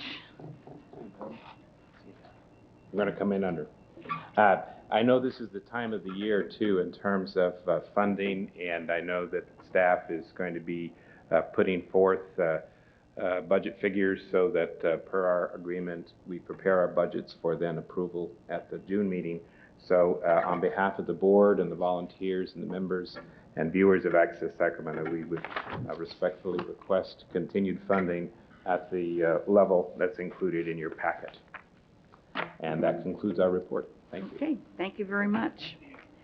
Okay, we're going to go next to the SECC.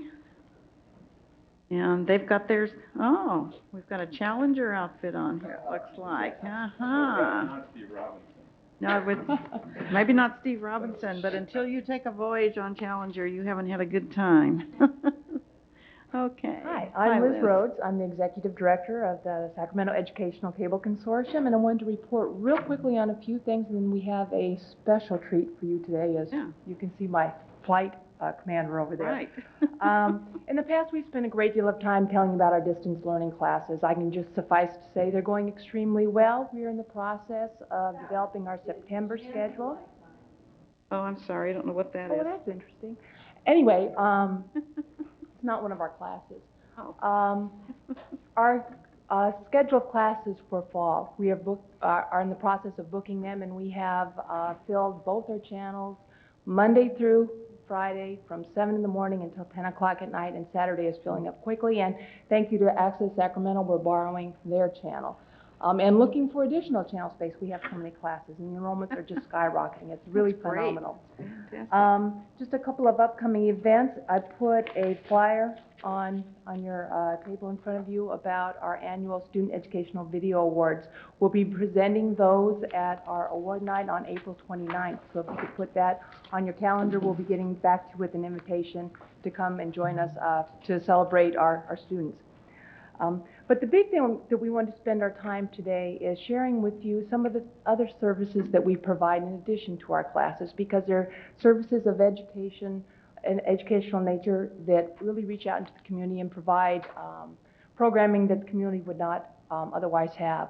A longtime member of our consortium has been the Science Center and the Challenger Center. So with that, I'd like to introduce to you Reed Steele, who is our SECC board member and also one of the flight commanders for the Challenger Center.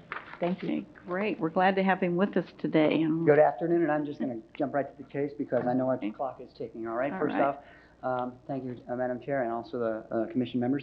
I also like to introduce what we're trying to do and what the Challenger Learning Center is. In 1986, when we lost the Challenger crew, the families got together and created the Challenger Center for Space Science Education. Since then, since 1988, we have developed 32 Challenger Learning Centers throughout the United States and Canada. By the end of next year, we will have 44 Challenger Learning Centers throughout the United States, Canada, and in England. So there are several growing throughout the United States and Canada and Europe. Now, what we do is we try to reinforce positive activity in space, science, technology, math, and science.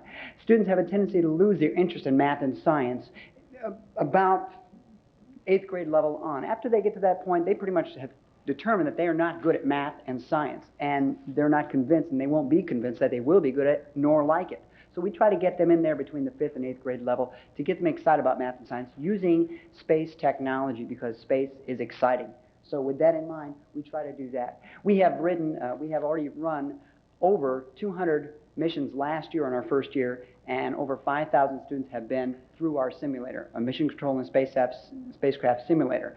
This year we will reach more than, in accumulation, over 12,000 students in the Sacramento area. All right.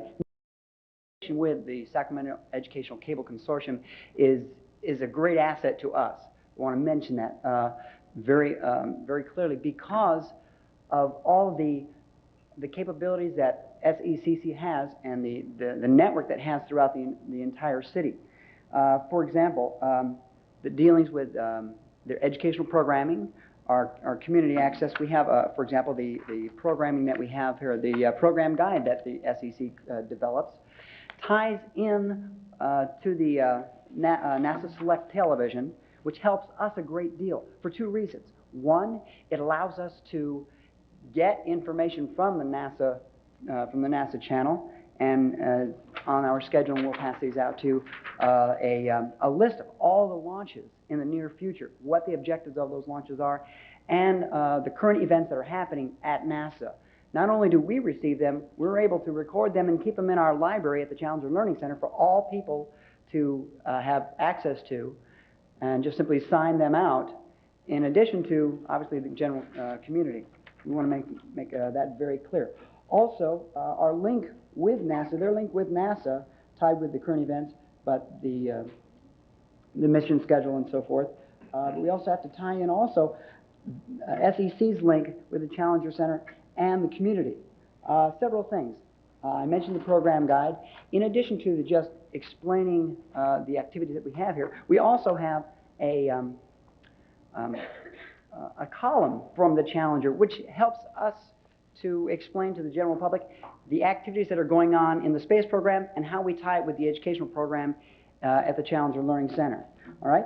We also have a videotape, and I'm going to play a very short section of that videotape, about 2.5 minutes of it, to set up basically what the Challenger Learning Center is, which was developed by SECC. If you could roll that tape, I'd greatly appreciate that. This is the best part. I like this part. This is a good one. We'll stop it for a minute and see if they got it. There we go. We're on. Oh, there we go. Great. Okay, we don't have it on cable, though. Mission Control, this is Spacecraft. The message for the isolation team is check the rest of the chemical samples in the follow-up. Imagine it is the year 2061. A space station staffed by you and your crew moves toward the long-awaited target, Comet Halley. The comet has not passed through our solar system for 76 years and will not return for another 76. Your goal is to launch a scientific probe from your spacecraft through the tail of the comet. It will require a great deal of teamwork and skill, with each mission specialist playing a vital role in the success of the mission. You only have 2 hours. It is the chance of a lifetime.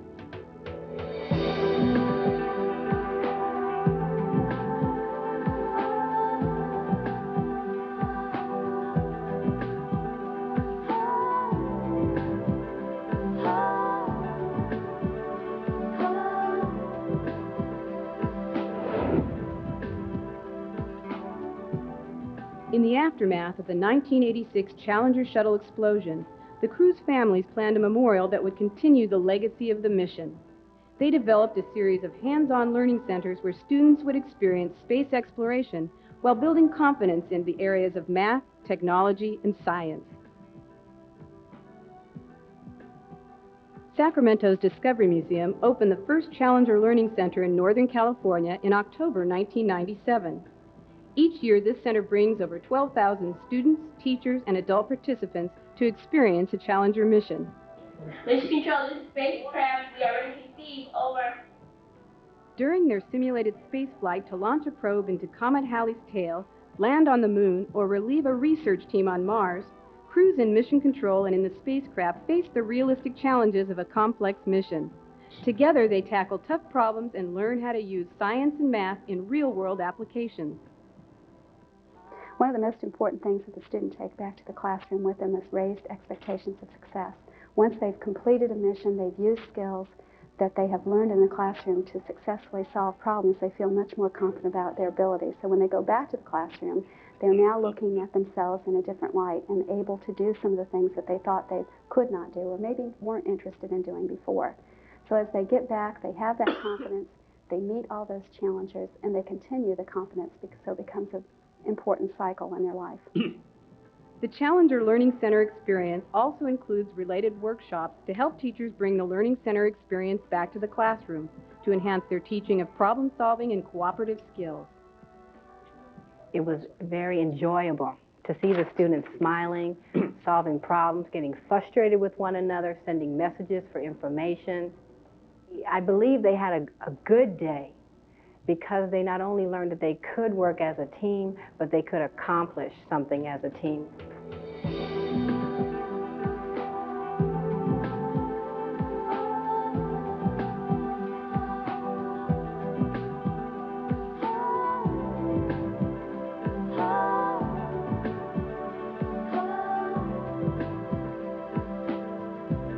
Mission Control, this is Spaceship requesting a communication check. Do you read it? Over. People, they would send me messages, and then I would send them back through so they can get their information to know what they need to do. Mission Control, this is Spacecraft. I have a message for the medical team. When I first got on the microphone, I thought the person that was communicating back to me only could hear me, but everybody could hear me. And when I was talking, everybody could see me on video camera.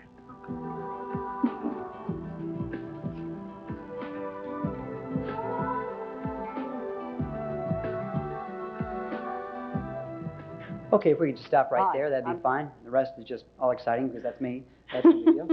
I just wanted to very quickly mention that the Challenger Learning Center and the Discovery Museum's affiliation with the SEC has been a great asset to not only the Challenger Learning Center and the Discovery Museum, but for our purpose, and that is to reach all the students, as many as possible in the greater Sacramento area. I wanted to mention also very quickly that we're very, very pleased with that videotape, and that is actually going to be submitted in the International Hometown Video Award and Access for Access Channel. We're very, very pleased with that product, and we just want to make sure that that's brought out. Also, we have 4 seconds, so you can use that to drive home in the rush hour. All right? Thanks so much. I think that one of the things that was stressed that is wonderful for those kids, come on down, Jan, is the teamwork too, because it takes that teamwork, you know, to have a successful mission. Okay, this is the presentation then for the KVIE. Good afternoon, Chairperson Collin and Commission members. I'm Jan Tillman, the Executive Director for Programming and Production at KVIE. I'm eternally grateful to those of you who have sticking it out to this very last presentation. So let me try to entertain you. I brought with me today a short videotape that I know will help you see how KVIE is a valued asset of your continued support. Okay, we'll get it started.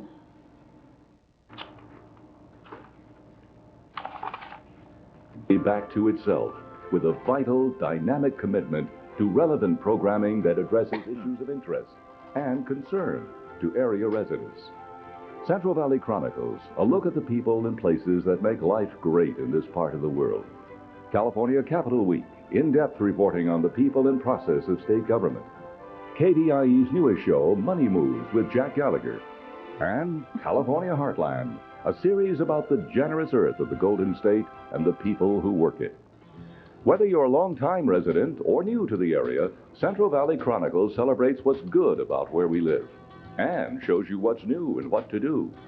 Now in its 3rd season, Chronicles with Betty Vasquez makes for Let's See TV with timely topics, interesting guests, and regular features on travel, cooking, and collectibles. I hear you make a mean burrito. You know what? My burritos are pretty doggone good, Betty. I gotta say, I sound like my character. No, they are. Let's pick it up. Let's just go like ahead and you. do it, huh? Go ahead, have a bite. Oh, there you go. How's that? Little gas. Don't get your foot off the brake. Here we go. I did it. Sacramento is the heart of our dynamic state government, and each week, KVIE provides the most thorough and incisive coverage of California politics available anywhere on the television dial. With up-to-date election coverage, spirited debates, and exclusive coverage of the field, California Capital Week goes behind the scenes to show you the process and the people of state government. Those are about people who have big checkbooks. I'm very concerned. What does that have to do with union members? What does that have to do with union members? We're not talking about that. We're talking about giving union members a choice as to how their union dues are spent. On its worst day, this was a better job even than the enormous privilege of representing California in the U.S. Senate. Hello, I'm Michael Issa from Mexico City. When Gray Davis said that one of his first official acts as governor would be to visit Mexico, some people thought, well, that's just another campaign promise. But Governor Davis has followed through on that promise, making his first trade visit to Mexico just 1 month into his administration. A healthy economy and a growing population of baby boomers have taken finance off Wall Street and put it squarely on Main Street. Money Moves with Jack Gallagher, KVIE's newest series, answers the growing demand for information with smart information about using money wisely. Presented as only Jack Gallagher can. I'm just checking my stocks and my portfolio, and if things keep going the way they're going, I'm going to retire in about 45 minutes. So this is the beeping wallet. Does exactly what it says. Watch. You take out your credit card, and it beeps to let you know that the credit card's not in there. And then it beeps every 20 seconds until you put the credit card back in there. Now, I suppose it's a good idea, but not really. Do you need this? I mean, if you can't keep track of your credit cards, maybe you should just have your mom hold it for you. Agriculture is California's industry, much of it right here in the Central Valley. Each week, California Heartland with host George Redding follows this important product from field to table with fascinating, informative feature stories from the farms and ranches of the Golden State. I grew up working on the neighbor's farm. For some reason, it always seemed exciting to me. I don't want to say it ever looked glamorous, but the farmer in general, even through the bad times, somehow seems to laugh and get through it. And I don't know why we're that way, but you can beat us up and knock us down, and we just get back up again. Would you like to make yourself a tamale? I'd love to make Your own personal you trust tamale. me to make a tamale? I trust you. I hear giggles over there. I know this is no masterpiece. You know, I taste everything on this show, and I thought, I'm not tasting any dog biscuits. But when they told me that Jay Leno was going to do a taste test, I thought, well, if it's good enough for Jay, it's good enough for me. They're pretty hot, but...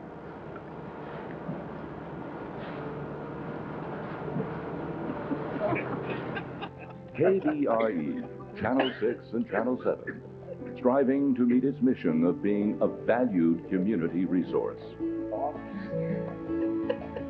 They don't put sugar in them. We don't know whether Jay Leno was really going to taste a dog biscuit or not, but we told Pat that he was, so.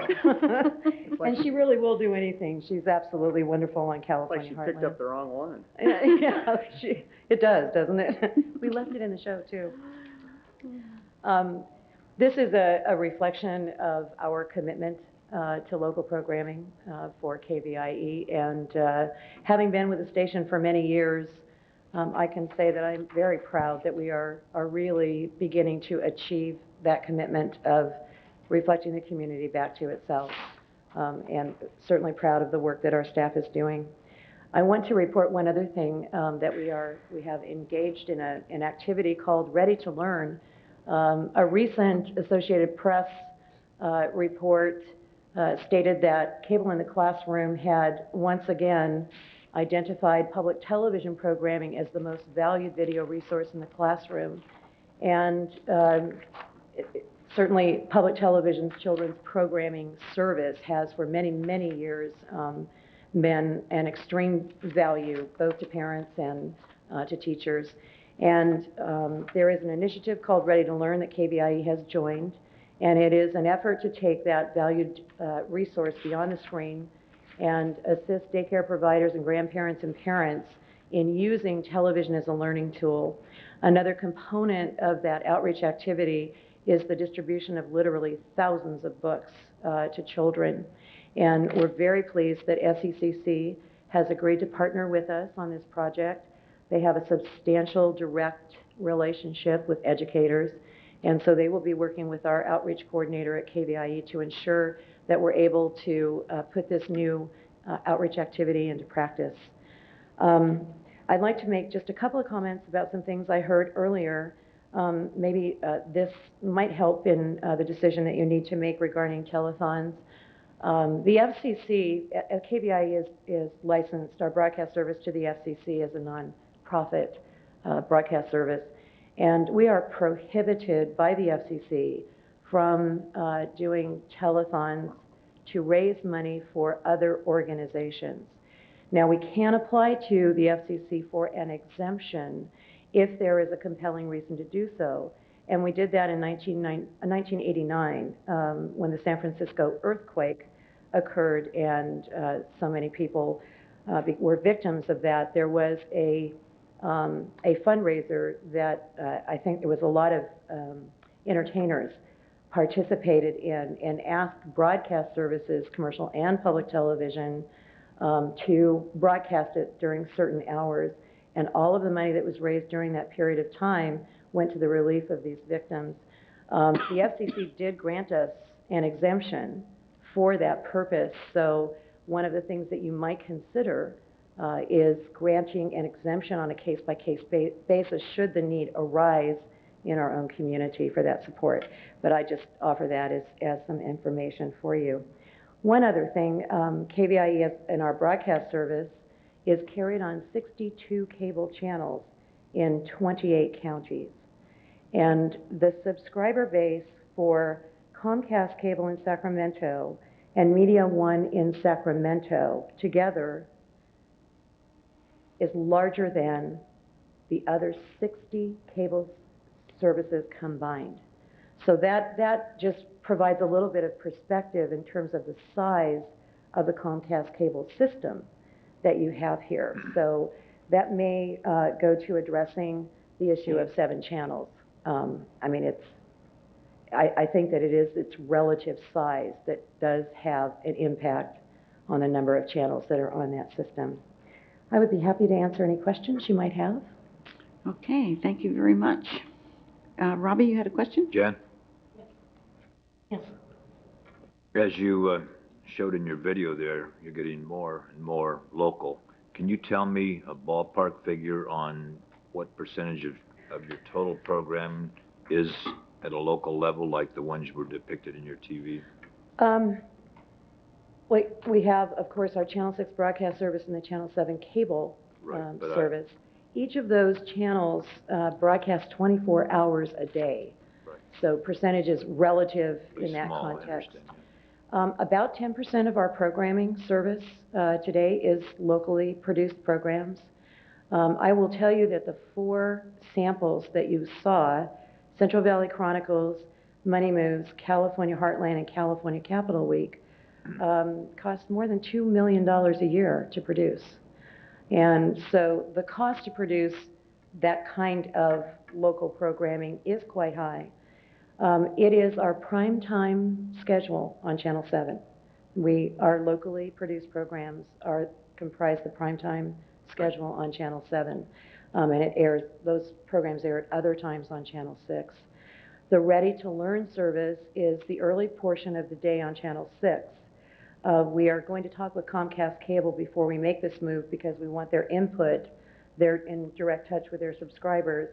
But we are considering extending our Ready to Learn service to Channel 7 as well, and doing that all the way up to just before prime time. So that would be a big expansion of service into classrooms and homes for children.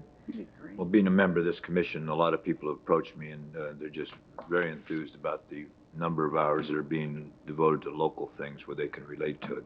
That's terrific. Thank you. Thanks very much. Okay, we are down to the last 2 items, which is the staff status report, and then we have two people going to speak on items not on the agenda.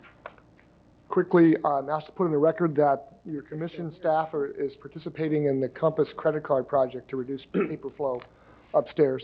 And I need to tell you that we're using the credit card very well, and we've had 8 hours of training to show Diane how to use a credit card. It was real good. Secondly, your auditor has just finished their 2-year audit of the commission with no remarkable findings. You'll see final reports here shortly. And my third thing I had was meeting schedule. Your direction now is that we will continue or meet in April and work on the grantee agreement issues, and we'll find a slot in May for a backup meeting if necessary. Okay. Any questions? Be happy to take. So we don't have to Okay, take up item 2 then? No, we don't need to. Well, we do need to cancel the May 6th, don't we? Yes, we can. Yeah, and that resolution is properly before us. Do we have enough to vote? Yeah. Okay, so at this point on the May 6th resolution and canceling the May 6th meeting, do we have a motion on that resolution? Second. All those in favor? Aye. Aye. No one opposed, so it's unanimous. And while we had two people speak on items not on the agenda, I don't now see them. Right. Richard Lowenberg and Arthur Ketterling. Yeah, Mr. Lowenberg left a reference. He had excused himself for a 5 o'clock meeting. Richard is the executive director of the Davis Community Network. They've applied for a TAP grant, and they were asking if you would direct staff to write a letter of support for the grant. What's a TAP? TAP is federal money for telecommunications networking. It's out of the White House, the telecommunications office. As you look on the handout. Yeah, we can't do anything at this meeting, unfortunately. Right, you can refer it to staff, and we can just deal with it. The chair will refer it to staff. Okay. And then Arthur, I think, had to leave. He probably leave to catch a bus. Okay. Well, he'll probably be back at the next meeting. If there are no other people to speak off agenda, and that's the end of our work for today, we are adjourned. Thank you very much.